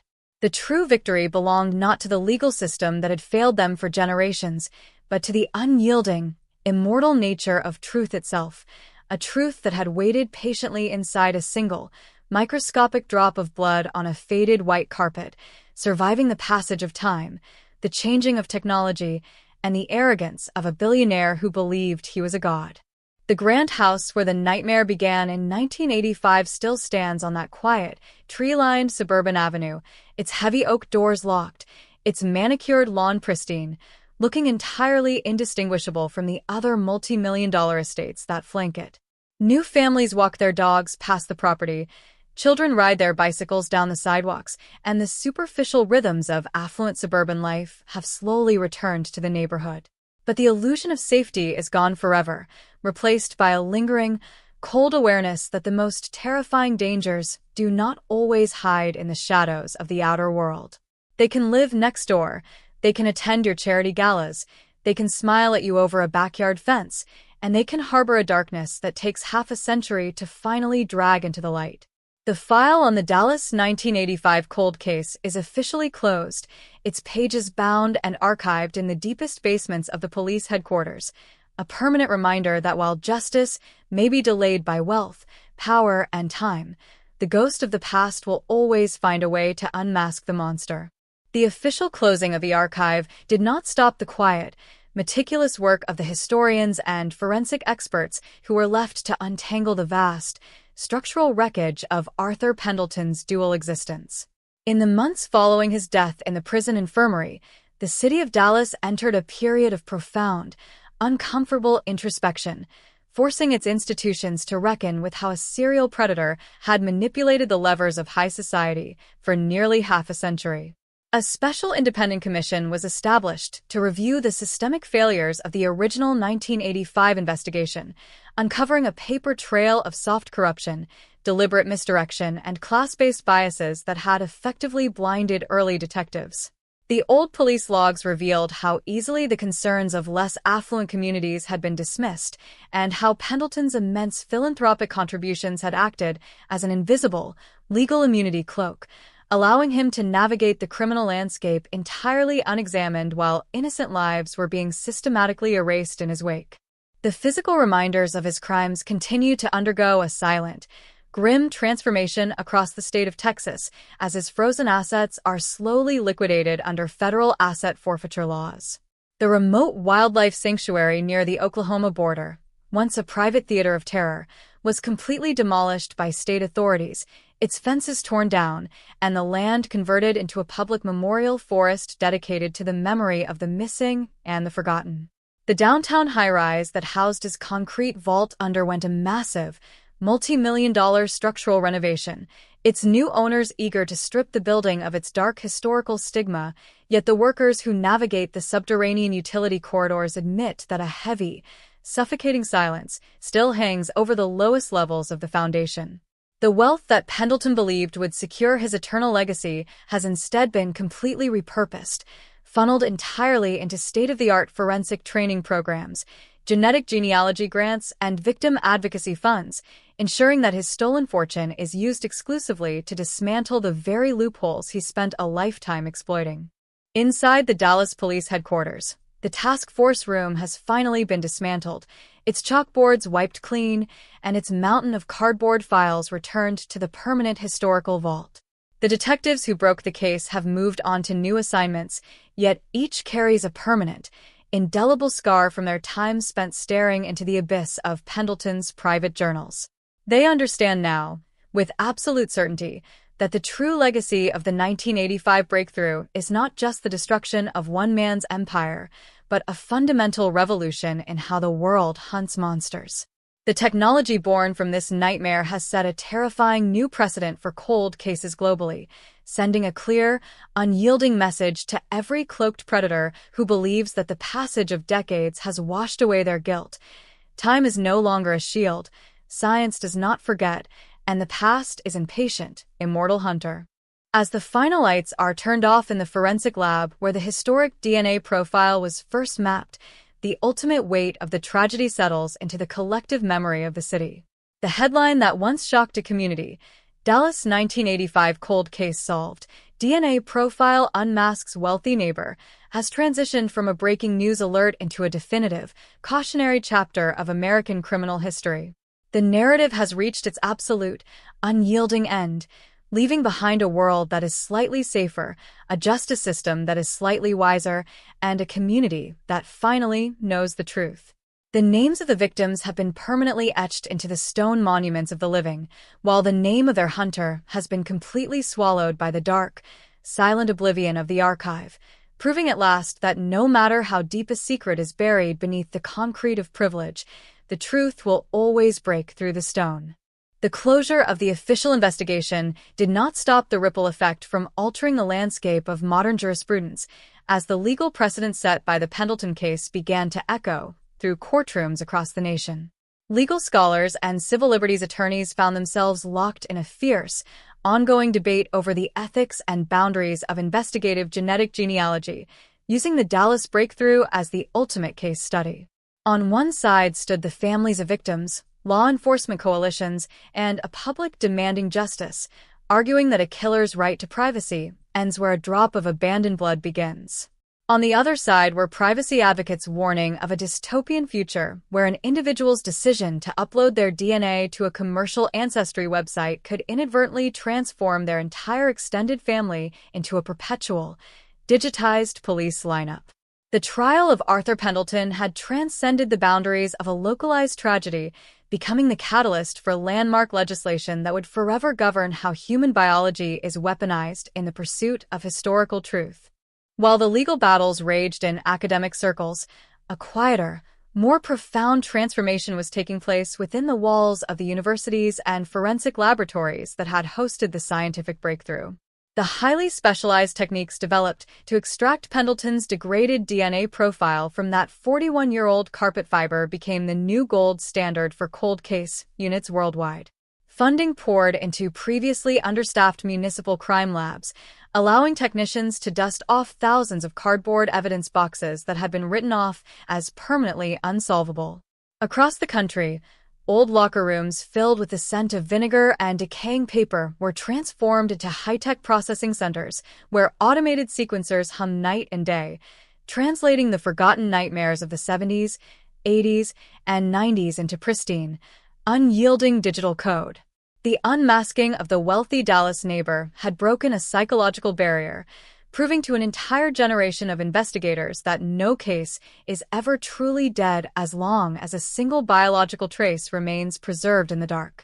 In the quiet suburbs where Pendleton once walked with the air of an untouchable deity, the generational shift completed its slow, inevitable march. The children who had played in the shadow of his massive estate grew up, moved away, and were replaced by a new influx of young families who only knew the name Arthur Pendleton as a dark myth whispered by older neighbors. The grand mansion itself, unable to find a buyer willing to live within its blood-soaked history, was eventually purchased by a private land trust, demolished entirely, and replaced by a simple, open-air community park. Today, there are no plaques detailing the horrors that transpired on that spot in August 1985. Instead, there are only rows of young oak trees, open green grass, and the laughter of children playing in the Texas sun. The city chose to reclaim the space, transforming a monument of sociopathic vanity into a public sanctuary, effectively erasing the physical footprint of the monster while preserving the hard-won peace of the community he had terrorized for 40 years. Yet, for the veteran detectives who occasionally gather at the local diners near the old headquarters, the ghost of the case never truly disappears into the background noise of the city. They know that somewhere out there, hidden in the vast, uncharted expanses of the American landscape, other cloaked predators are watching the news, watching the collapse of Pendleton's empire, and realizing that their time is running out. The voiceover of justice is a continuous, unyielding narrative that does not stop with the death of a single killer or the closing of a single file. It is a living, breathing mechanism that marches forward with every scientific advancement, every uploaded family tree, and every dedicated investigator who refuses to let a cold case stay cold, ensuring that no matter how much wealth is amassed, no matter how much power is wielded, the final chapter of every crime will always belong to the unyielding, immortal truth. The demolition of the Pendleton estate and the subsequent creation of the community park marked the physical erasure of a predator's monument, but the psychological ripples of the case continued to manifest in unexpected sectors of the American justice system.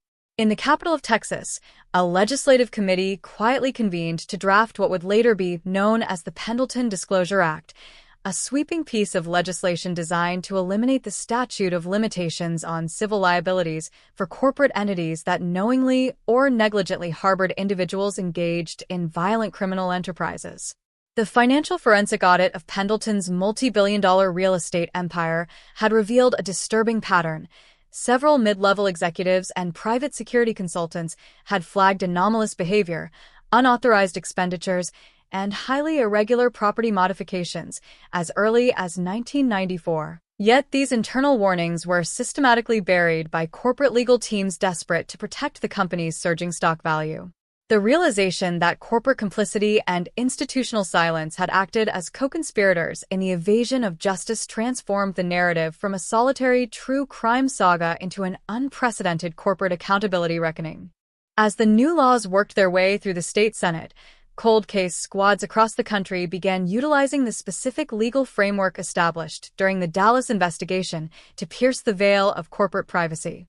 Investigators realized that high-net-worth individuals often leave behind a completely different kind of forensic evidence, not just DNA and fingerprints, but digital trails of encrypted shell companies, private offshore bank accounts used to fund isolated hideouts, and heavily restricted corporate real estate holdings that standard police warrants could rarely access. The Pendleton Task Force, though officially disbanded, became a consulting blueprint for federal agencies tracking down wealthy fugitives and historical predators who had used the structure of global capitalism to insulate themselves from the consequences of their actions. The message reverberating through the underground networks of the elite was deafening. The specialized shields of extreme wealth were actively disintegrating under the combined pressure of modern molecular biology and aggressive corporate transparency. Back in the heart of Dallas, the surviving family members of the victims found themselves navigating a strange, unmapped landscape of public grief and private healing. The media spotlight that had focused on them intensely for months finally began to recede, leaving behind a profound, heavy quiet. They were no longer the families of missing persons. They were the architects of a historic legal victory, individuals who had forced a city to look at its own dark history and demand absolute accountability. In a quiet, private ceremony held away from the cameras and the journalists, they established a foundation dedicated to providing advanced genetic sequencing resources to low-income families who could not afford to fund private investigations for their own missing loved ones. The legacy of their pain was systematically transformed into an engine of democratic justice, ensuring that the scientific tools used to unmask the wealthy neighbor would be made available to every citizen, regardless of their social status or financial standing. The digital archives of the Dallas Police Department hummed silently into the night. The case file labeled Dallas 1985 Cold Case Solved. DNA profile unmasks wealthy neighbor remaining completely stationary on the servers, a fixed point of absolute certainty in a fluid, chaotic world. The voiceover of history had recorded its definitive verdict, and the passage of time continued its relentless, forward march. The lesson left behind in the dark soil of Texas was one that would outlive the skyscrapers, the corporations, and the generation that witnessed the unmasking, that no matter how deep the foundation of privilege is poured, it can never be thick enough to permanently bury the truth, and no matter how long the clock ticks in the dark, the march of justice will always be longer. The institutional reckoning triggered by the Pendleton Disclosure Act soon breached the borders of Texas, sparking an unprecedented overhaul in how law enforcement agencies worldwide managed cold case evidence repositories. For generations, physical evidence had been treated as static relics of a specific moment in time, locked away in cardboard boxes, subject to the slow decay of humidity, shifting storage priorities, and administrative neglect. The unmasking of Arthur Pendleton, however, proved that every piece of preserved evidence was actually a dynamic biological time capsule, waiting for technology to evolve to the point of extraction. In response, a federal mandate established the National Forensic Preservation Initiative, providing billions in funding to transition traditional police evidence rooms into highly secure, climate-controlled biobanks. The preservation of crime scenes was no longer viewed as a temporary post-crime necessity, but as an eternal contract with the future, ensuring that the genetic profiles of unknown perpetrators would remain perfectly intact until the science of tomorrow could inevitably decode them. As these high-tech biobanks materialized across the country, the methodology of criminal profiling underwent an equally radical evolution. For decades, behavioral analysts had relied on psychological patterns, geographic clustering, and signature methodologies to hunt serial offenders, assuming that a killer's mind followed a predictable, rigid logic. The revelation of Pendleton's dual existence completely shattered these established paradigms. Here is a man who had seamlessly transitioned from an aggressive, high-risk urban assault pattern in 1985 to a highly insulated, opportunistic highway hunting ground in the late 1990s, all while maintaining the flawless public persona of a billionaire philanthropist.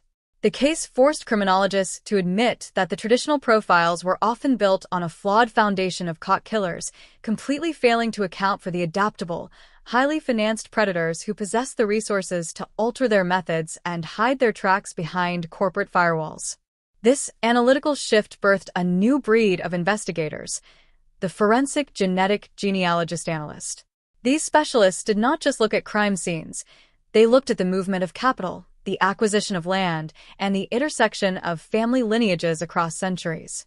In the command centers where these digital hunters worked, the portrait of Arthur Pendleton remained pinned to the wall, not as a symbol of an exceptional monster, but as a blueprint of the modern adversary.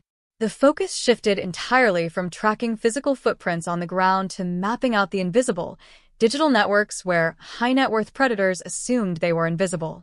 Every real estate acquisition, every private flight manifest, and every corporate tax shelter was now cross-referenced against the exact timelines of unresolved disappearances along major transit corridors, turning the very systems designed to protect wealth into an automated trap for the guilty. Outside the sterile walls of the laboratories and legislative chambers, the city of Dallas finally found a delicate, lasting equilibrium with its past.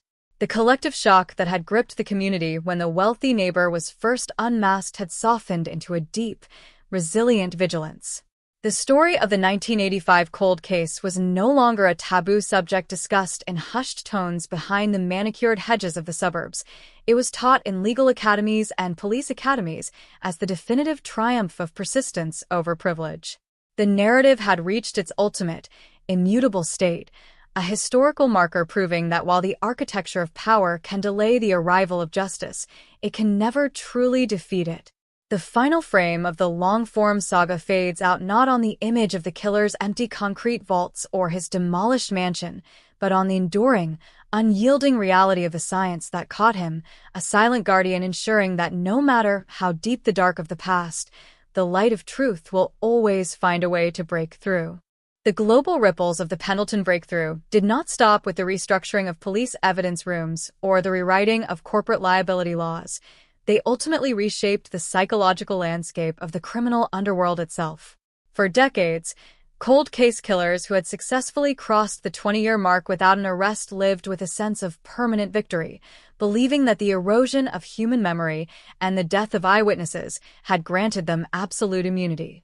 But as the news of the elderly Dallas billionaire's total ruin and death in a maximum security prison cell dominated international headlines, that sense of security evaporated. Across the country, aging predators who had buried their secrets in the 70s, 80s, and 90s realized that their greatest enemy was no longer a detective knocking on their door, but their own family members uploading a saliva sample to a genealogy website for a holiday gift.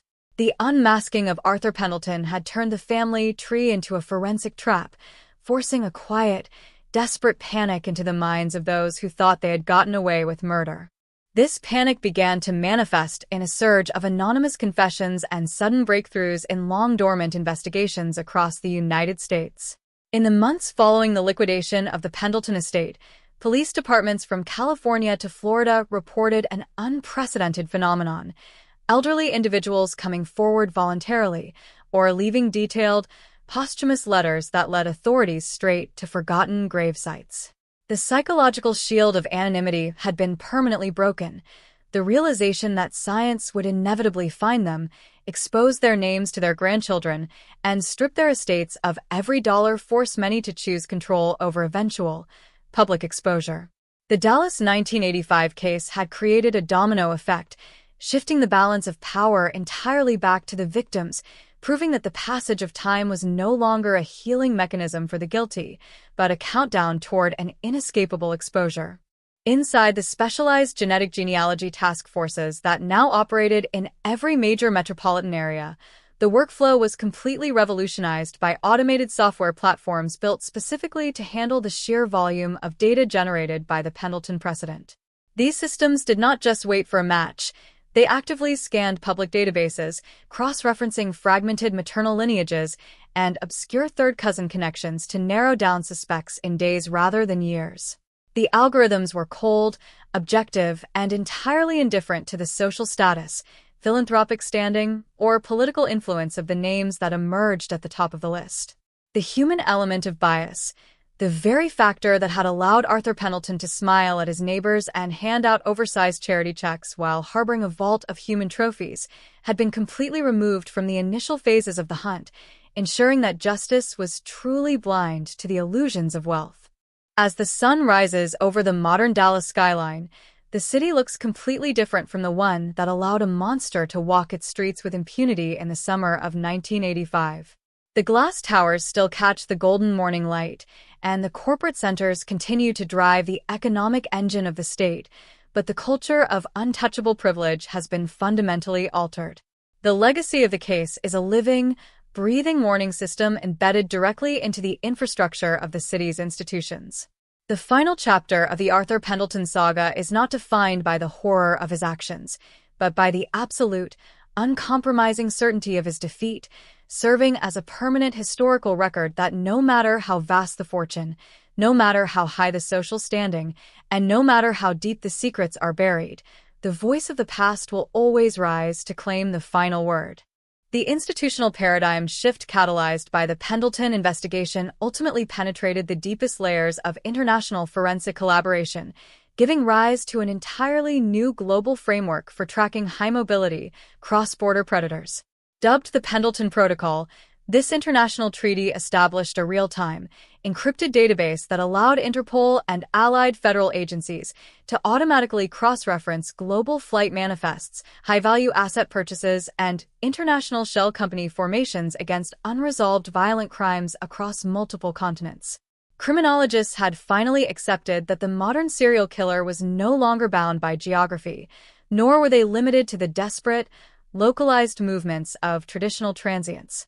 A new class of wealthy, elite predators had been identified.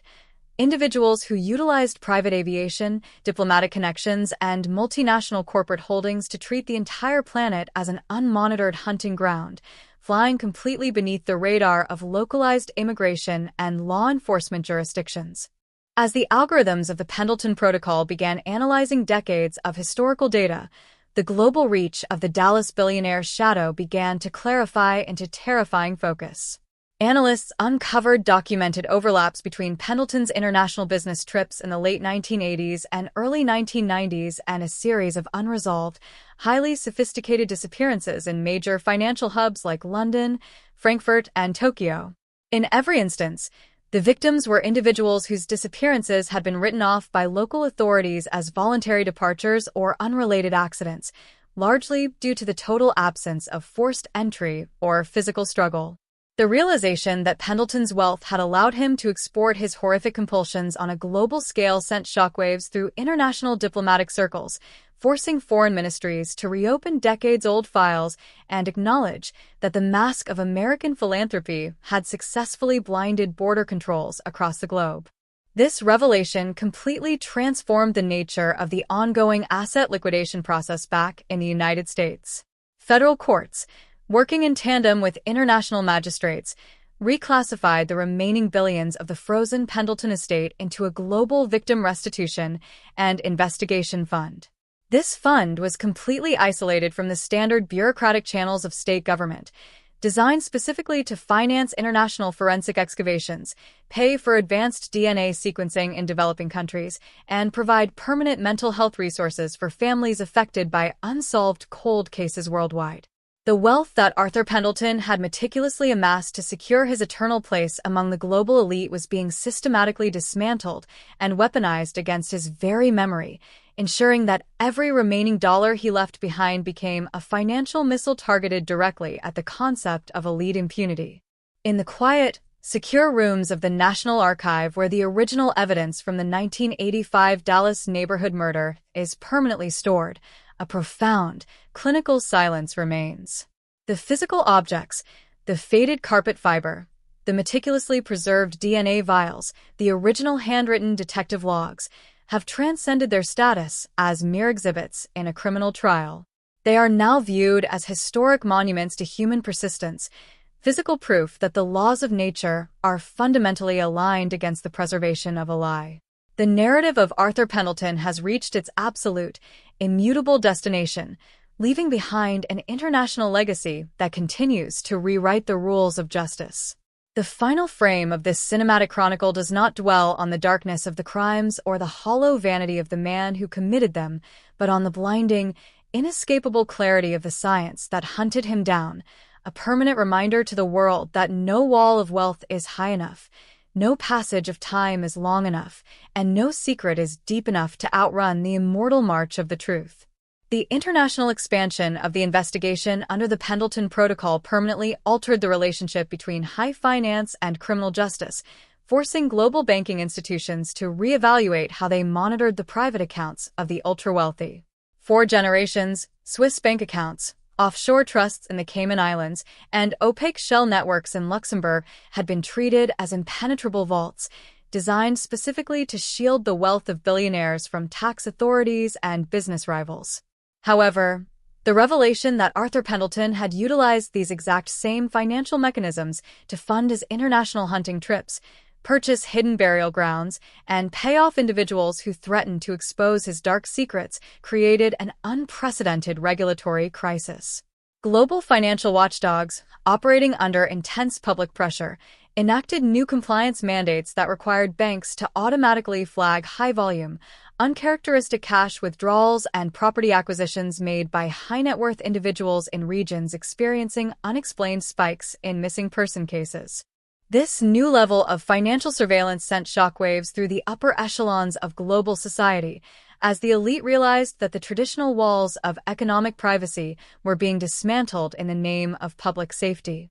In the financial districts of New York, London, and Tokyo, corporate boards began conducting quiet, internal forensic audits of their own founders and major shareholders, terrified of discovering another Arthur Pendleton lurking within their ranks. The risk was no longer just legal or reputational. A single connection to an unresolved violent crime could trigger the immediate freezing of billions in corporate assets, collapsing stock values overnight, and destroying entire business empires.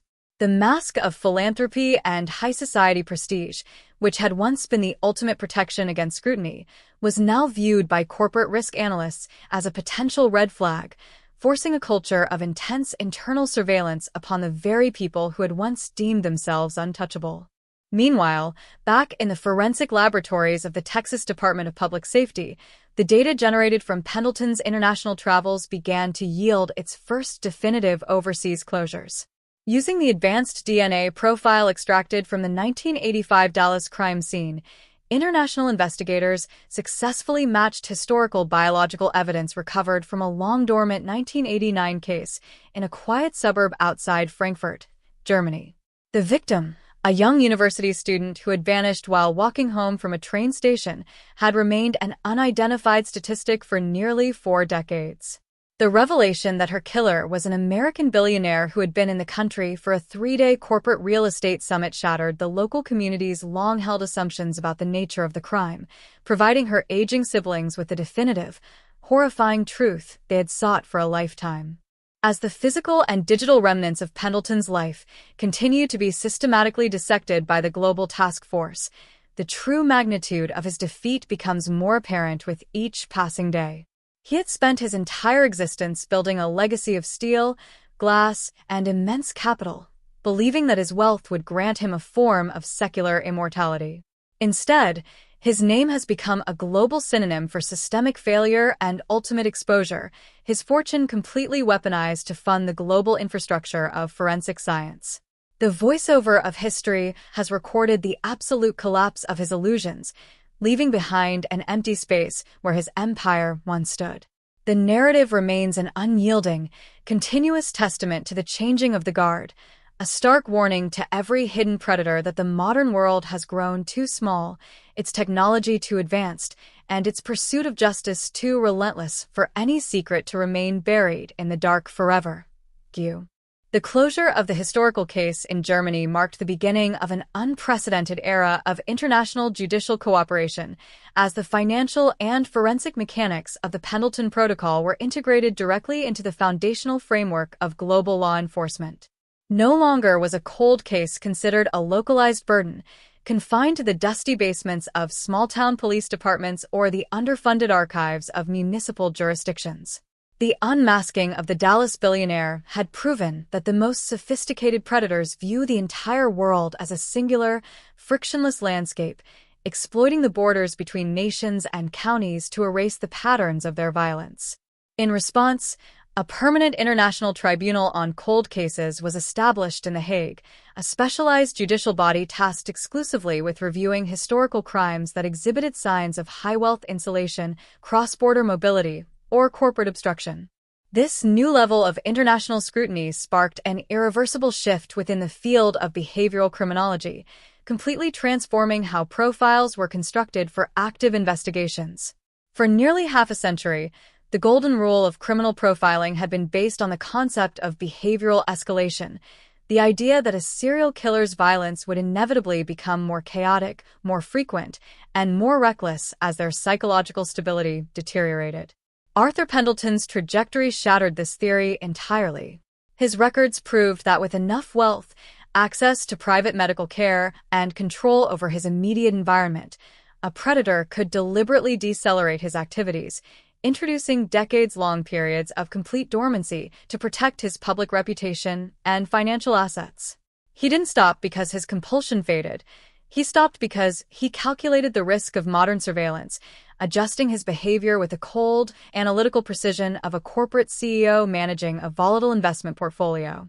This realization forced investigators to re-examine thousands of unresolved disappearances from the 1970s through the early 2000s that had been discarded by analysts due to long gaps in time between offenses.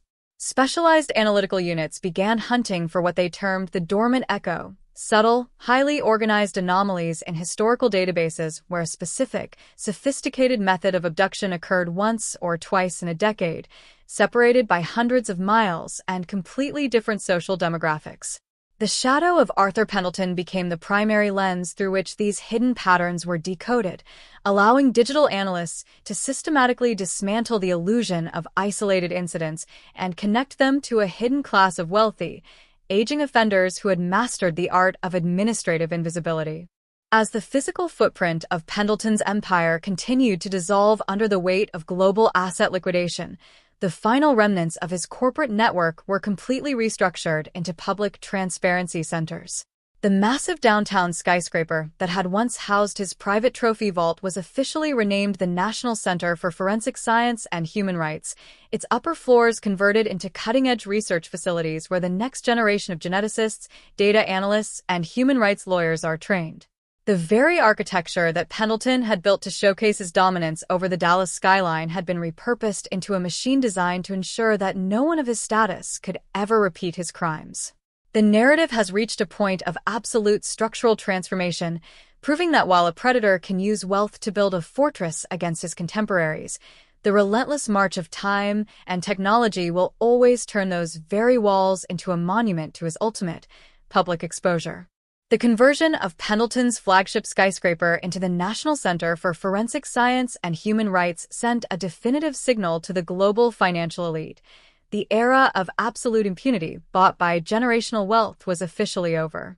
But as the new research facility became operational, the final, most complex phase of the Pendleton investigation began to unfold within its highly secure digital laboratories.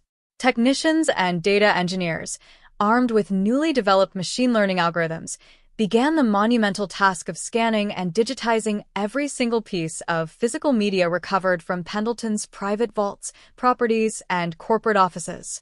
This wasn't just a matter of cataloging old files. It was an attempt to decode the highly sophisticated, encrypted filing system that the billionaire had maintained on obsolete, early-generation hard drives and encrypted magnet tapes dating back to the mid-1990s. When the digital forensic units finally breached the multi-layered encryption of his private servers, they did not just find records of his own horrific deeds. They uncovered a highly exclusive, invite-only digital network that Pendleton had quietly operated for a small, global cabal of high-net-worth individuals who shared his dark, predatory compulsions.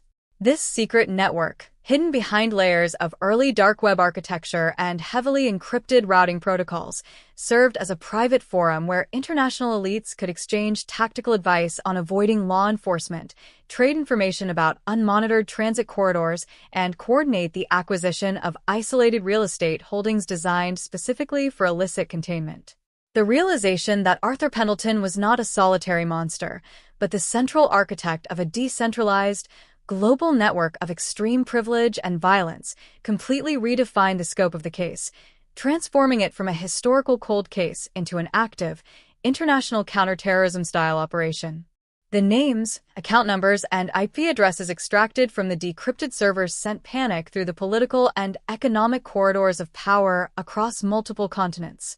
The task force, working under conditions of absolute secrecy to prevent leaks that could trigger flights from justice, began passing highly classified files to federal prosecutors, international magistrates, and intelligence agencies worldwide.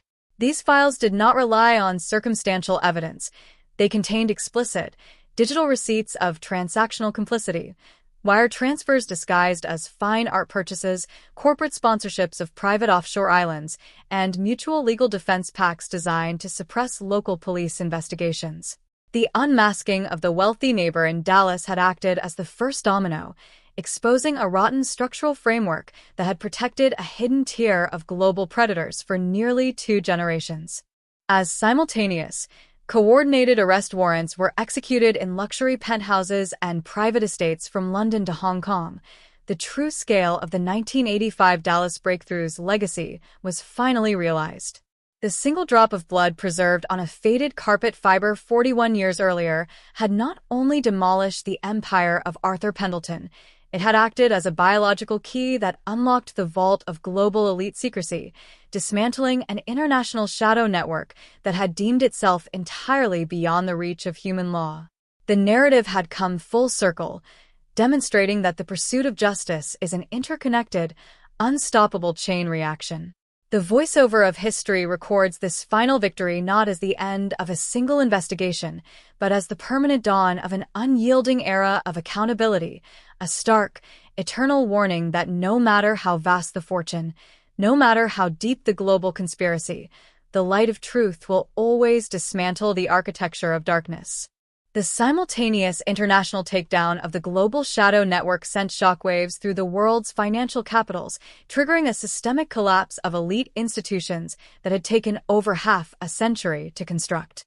In London, Paris, and Tokyo, the public arrests of prominent financiers, diplomats, and corporate titans dominated the airwaves, as the digital breadcrumbs harvested from Arthur Pendleton's encrypted Dallas servers left no room for deniability or legal maneuvering.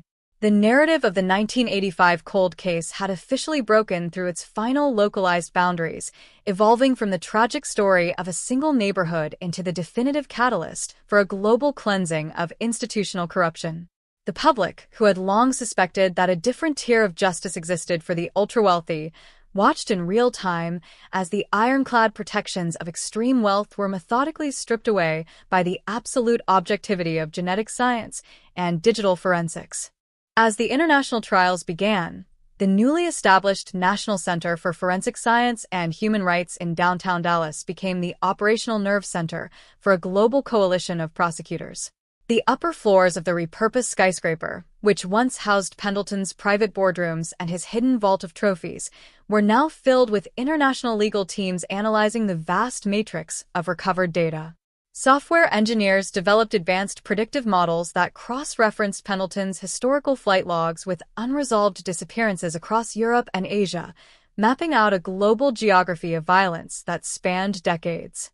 Every time a new link was confirmed, the center sent automated alerts to local jurisdictions across the globe, breathing new life into cold cases that had been written off as permanently unsolvable by generations of frustrated local detectives.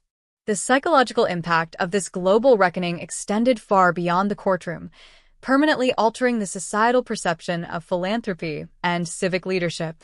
For decades, major cultural, educational, and medical institutions had accepted multi-million-dollar donations from billionaire benefactors with minimal scrutiny, treating immense wealth as an automatic indicator of moral character. The exposure of Pendleton's secret network forced a profound, structural shift in corporate governance, requiring institutions to implement rigorous forensic background checks and genetic indemnification clauses for all major donors. The high society galas and charity foundations that Pendleton had used to camouflage his predatory instincts were no longer safe havens for the elite. They had become highly scrutinized environments where every asset, every legacy, and every public persona was subject to constant, unyielding verification. In the quiet suburbs of North Texas, where the first thread of this massive tapestry was pulled back in 1985, the silence of the community park that replaced Pendleton's mansion took on a deeper, historical significance. Visitors who walked along the shaded pathways did so with a quiet understanding that they were standing on the birthplace of a global revolution in human justice. The story of the wealthy neighbor who had been unmasked by a single drop of blood was no longer just a cautionary tale whispered to children, but a historic turning point that had fundamentally rewritten the rules of human accountability. The voiceover of history records this phase of the saga as the ultimate democratization of justice, a permanent testament to the fact that while power may build fortresses, science and truth possess the patient, immortal strength to tear them down stone by stone, ensuring that no predator, no matter how elevated, can ever truly escape the memory of their crimes. The global trials resulting from the decryption of Pendleton servers moved into their second year, cementing a new reality within international law. The concept of an untouchable class had been permanently dismantled. In courtrooms across 3 continents, the defense strategies of the ultra-wealthy, which had historically relied on exhausting the state's financial resources, intimidating witnesses, and burying prosecutions under mountains of procedural appeals, crumbled against the sheer weight of immutable data. The forensic evidence was cold, digital, and structural, consisting of immutable blockchain-style records of shadow transactions and matching DNA profiles that left no room for legal theater. The public gallery seats, once filled with high society sycophants and corporate cleanup crews, were now occupied by the descendants of victims who had long believed that their family tragedies were forgotten footnotes in the histories of the powerful. As these high-profile convictions systematically emptied the boardrooms of corrupt conglomerates, the financial architecture of the global elite underwent a forced mutation. The traditional Swiss bank vaults, offshore corporate havens, and blind trusts that Pendleton's syndicate had used to mask their operational expenses were subjected to aggressive, international transparency mandates. Under the newly ratified Global Forensic Accountability Act, any financial institution found willfully concealing assets tied to historical human rights violations or violent criminal networks faced immediate corporate dissolution and total asset seizure.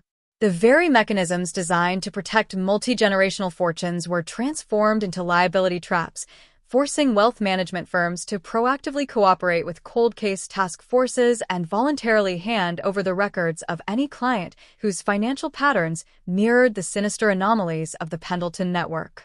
Within the National Center for Forensic Science and Human Rights in Dallas, the scope of the mission expanded into the emerging frontier of predictive forensic genealogy. Researchers utilized the comprehensive dataset of Pendleton's global operations to train advanced neural networks capable of identifying active, highly organized predators before their victim counts reached historic proportions. By analyzing subtle, localized disruptions in real estate markets, irregular usage of private aviation corridors, and anomalies in municipal missing persons reporting, the software could flag potential high-wealth offenders to federal agencies in real time. The paradigm had shifted completely from a reactive, retrospective search for justice to a proactive, algorithmic shield designed to ensure that no predator could ever again exploit institutional blind spots to build a multi-decade empire of terror. Down on the ground, in the quiet Dallas neighborhood where the first forensic thread was pulled from a faded 1985 carpet, the passage of time had brought a profound, clinical peace. The community park that replaced the Pendleton mansion had become a living symbol of a society that had looked into its deepest, most institutional failures and chosen to rebuild on a foundation of absolute truth. The children playing on the green grass were entirely detached from the horror that had once occupied the space, a testament to the absolute success of the purge. The voiceover of history records this chapter not as the resolution of a tragedy, but as the permanent institutionalization of vigilance, a modern era where the illusions of privilege have been shattered forever, and where the march of science guarantees that the ghosts of the past will always hold the living accountable to the light. The stabilization of the global financial and judicial systems under the new forensic accountability mandates marked a point of no return for modern law enforcement, but the internal architecture of the Pendleton Task Force was about to confront its final, most intimate challenge. As the International Tribunal in The Hague began archiving the thousands of convictions linked to the global syndicate, a single, overlooked digital subfolder was discovered deep within the root directory of Pendleton's original 1990s mainframe. The folder, encrypted with a biological biometric key that had required the team to cross-reference Pendleton's exact post-mortem genetic sequences, was titled simply The Succession. Inside, investigators did not find records of past atrocities, but a meticulously detailed, corporate-style transition plan designed to ensure that the syndicate's operational philosophy, resource network, and hunting methodologies would survive long after Pendleton's physical demise. The discovery sent a chilling wave of urgency through the command center in downtown Dallas. The data revealed that Arthur Pendleton had spent the final decade of his freedom acting as a mentor, quietly selecting and grooming a highly educated, deeply embedded protege from within his own philanthropic foundation to assume control of the dark network. This individual had not been chosen for their wealth, but for their absolute psychological alignment with Pendleton's sociopathic detachment, a brilliant, highly placed civic leader who had successfully spent years cultivating an immaculate public profile while learning the precise mechanics of elite evasion.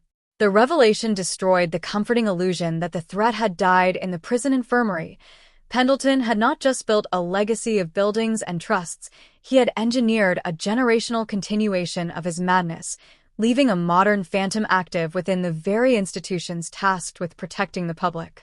Using the decrypted transition logs, forensic analysts began a silent, microscopic audit of the Foundation's executive appointments over the preceding 15 years, tracking the movement of private grants, domestic travel schedules, and localized anomalies that matched Pendleton's training blueprints.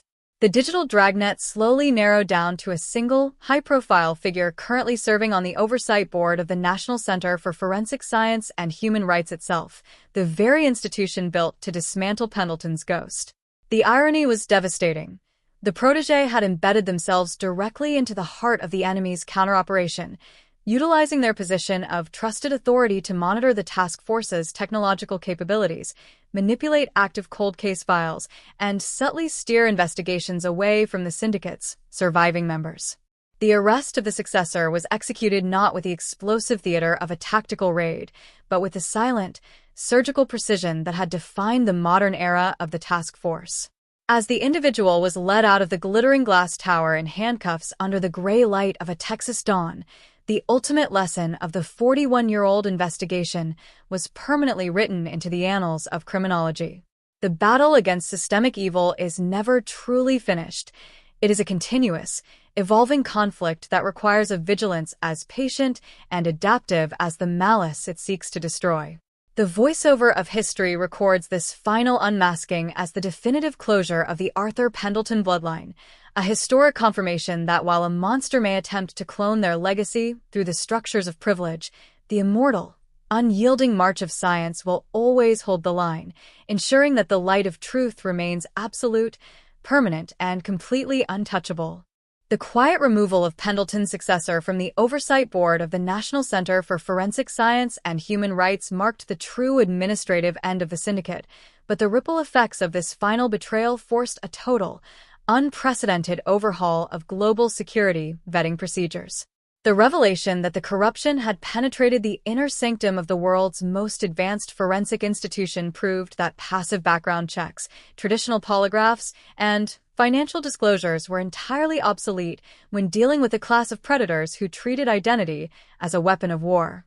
In response, the task force implemented the Pendleton Zero Trust Protocol, a permanent, continuous behavioral and digital auditing system applied to every individual holding a position of public trust, judicial power, or high-level investigative authority across the international legal landscape.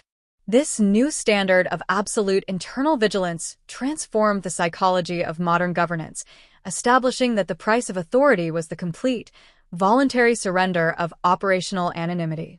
Every line of code written for forensic software, every modification to genetic databases, and every closed-door judicial briefing was now subjected to decentralized, immutable ledger tracking, ensuring that no single individual, regardless of their stature or brilliant reputation, could ever manipulate the machinery of justice from within.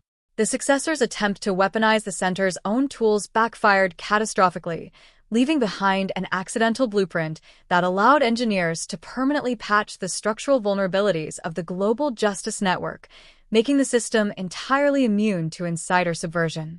With the internal threat neutralized, the International Task Force turned its focus toward the final, monumental task of archiving, creating a complete, decentralized digital library of the entire 41-year investigation to serve as an eternal deterrent. The case files, stretching from that single, preserved carpet fiber in a 1985 Dallas living room to the complex global financial networks dismantled in the mid-2020s, were compiled into a secure, cryptographic vault accessible to accredited academic and legal institutions worldwide. This archive did not just record the crimes.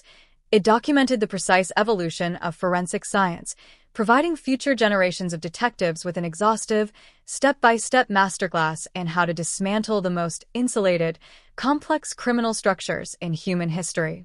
As the decades-long saga reached its absolute cinematic resolution, the physical markers of Arthur Pendleton's existence had been completely erased or repurposed, leaving behind only the cold, unyielding lessons of his defeat. The voiceover of history, Looking back at the long and winding road from a forgotten suburban murder to a global revolution in human accountability records this definitive conclusion as a victory for the collective human conscience. The narrative ends where it began, in the quiet, ordinary spaces of daily life, but with a profound and permanent difference. The world has grown hostile to the untouchable. The architecture of privilege can no longer shield the predator, and the immortal, patient march of science remains forever awake in the dark, ensuring that no secret is permanent and no cry for justice goes unanswered. The placement of the Pendleton case files into the secure cryptographic vault marked the official retirement of the active investigation, but the intellectual legacy of the 41-year struggle began to reshape the very philosophy of human justice. Across global academic institutions, legal scholars and behavioral scientists looked at the massive archive not merely as a record of solved crimes, but as the foundational text for a new era of proactive societal defense.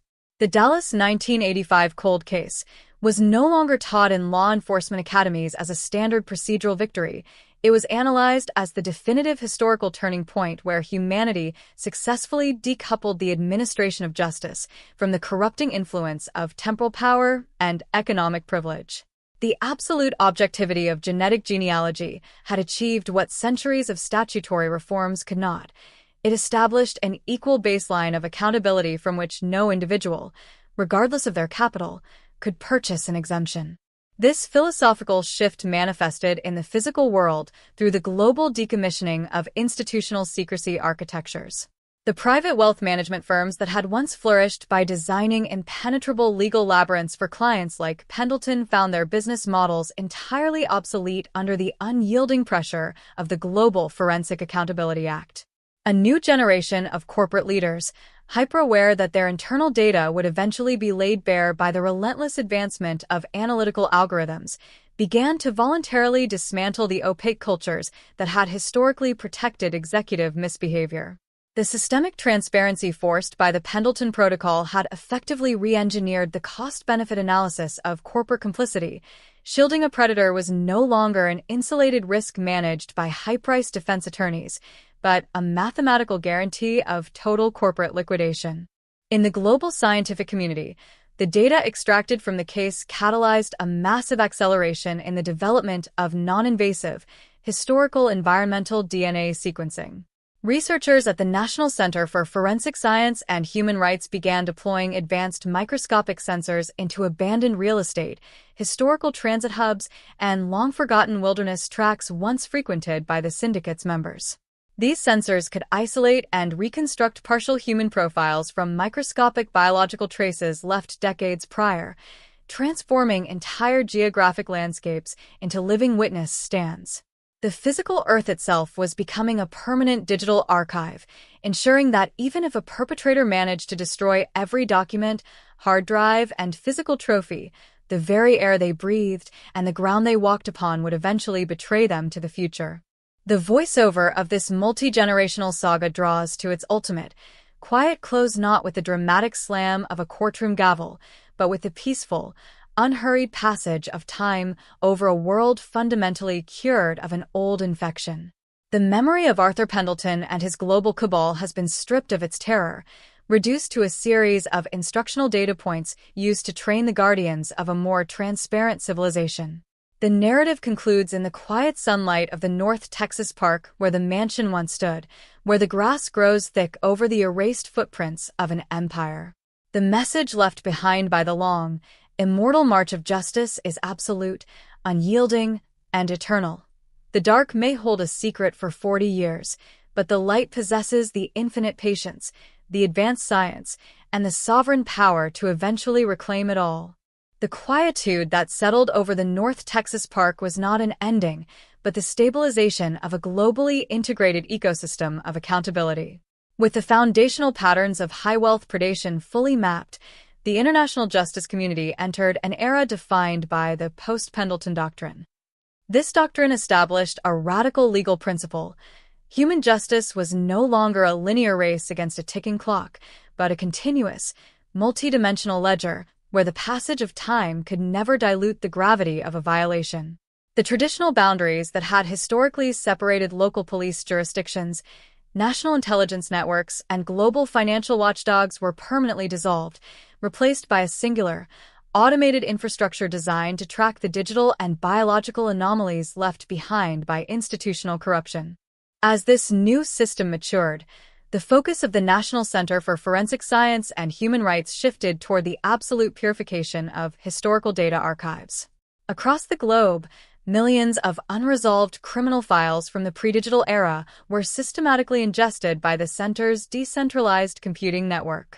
These files, many of which had been reduced to deteriorating paper documents in overlooked municipal basements, were cross-referenced against the financial footprints of the mid-20th century's elite.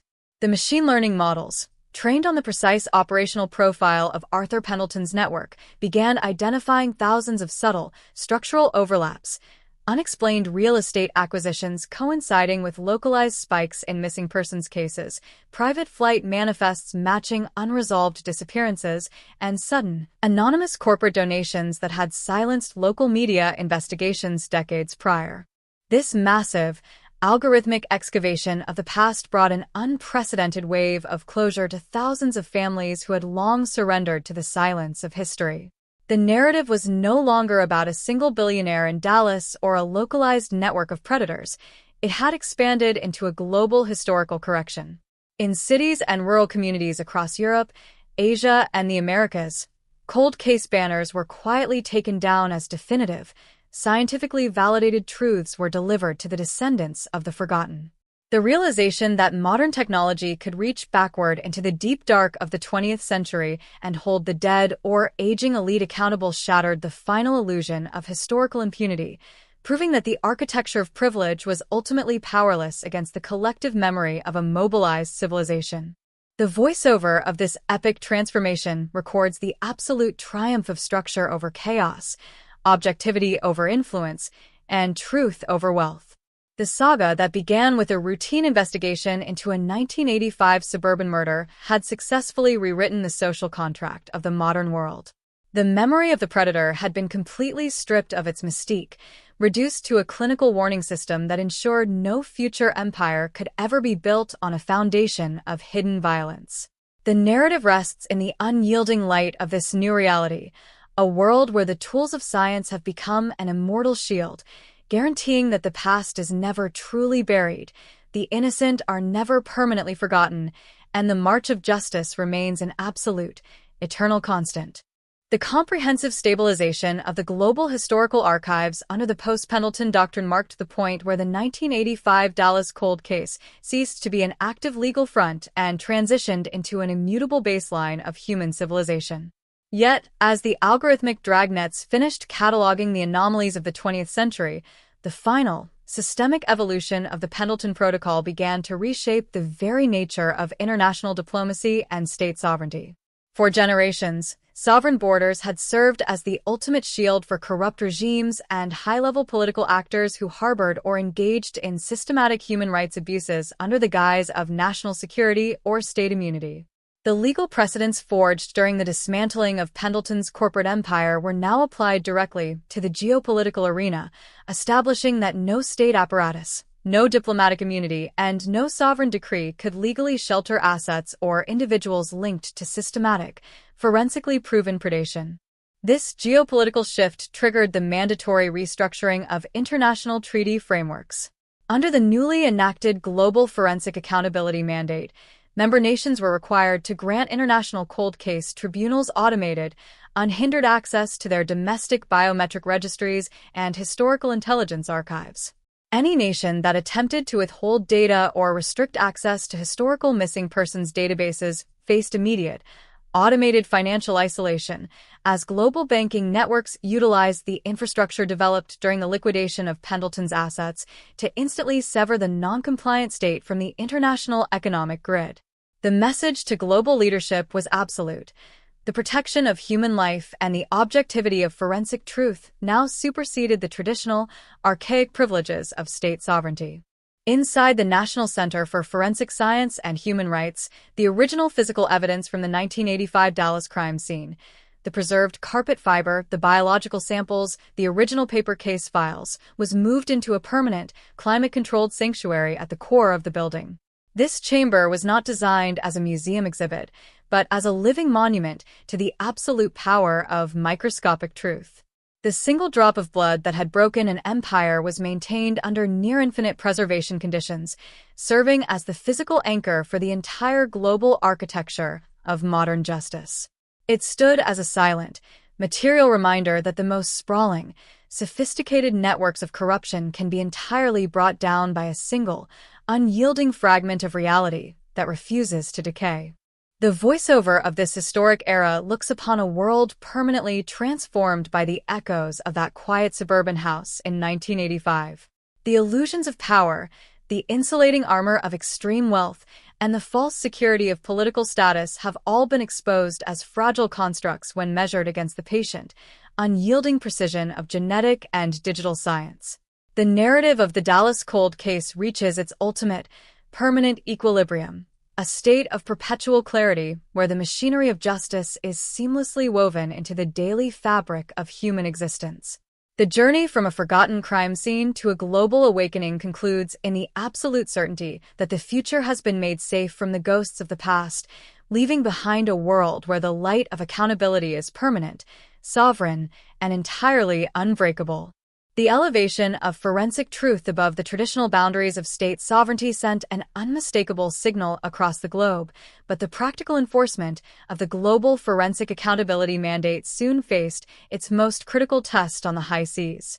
While terrestrial borders had been stripped of their ability to shield the elite, the vast, poorly regulated expanses of international waters remained a vulnerability. Investigators processing the final layers of Pendleton's encrypted logistical data discovered that the syndicate had anticipated land-based exposure. In response, they had commissioned a fleet of highly sophisticated, ultra-luxury autonomous vessels, mobile, floating fortresses that operated outside the maritime jurisdictions of any single nation, constantly drifting through international waters to serve as untraceable meeting grounds and mobile data havens. These vessels, designed with advanced radar-evading hull geometries and satellite-linked communication arrays, represented the final, desperate attempt of the old world's elite to maintain a space of absolute anonymity.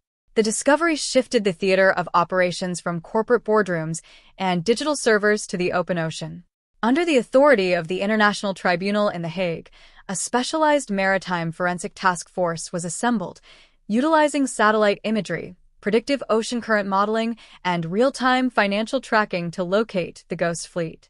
The interception of these floating sanctuaries was carried out simultaneously across the Atlantic and Pacific, executed by a coalition of international naval forces operating under the banner of the Pendleton Protocol. When tactical units boarded the automated vessels, they did not find crews or traditional passengers. They found highly secure, liquid-cooled server banks that functioned as decentralized physical backups for the global shadow network. These oceanic servers contain the raw, unedited historical records of the syndicate's maritime activities dating back to the late 1980s, including coordinates of deep-sea disposals and illegal offshore transactions that had eluded land-based authorities for decades. Forensic teams stationed aboard the captured vessels immediately began deploying deep-sea submersibles equipped with sonar imaging and advanced benthic core sampling technology to verify the coordinate data, pulling up physical evidence from the ocean floor that had been written off as permanently erased by the passage of time. The extraction of this deep ocean evidence completed the final missing quadrant of the global investigation, ensuring that no environment on Earth, whether land, digital space, or the deepest trenches of the sea, could ever again be weaponized to hide the truth of human rights violations. The voiceover of history records this oceanic campaign as the definitive consolidation of the modern justice framework. The narrative has reached a state of total geographical and structural closure, demonstrating that the pursuit of accountability possesses a reach as vast and deep as the globe itself.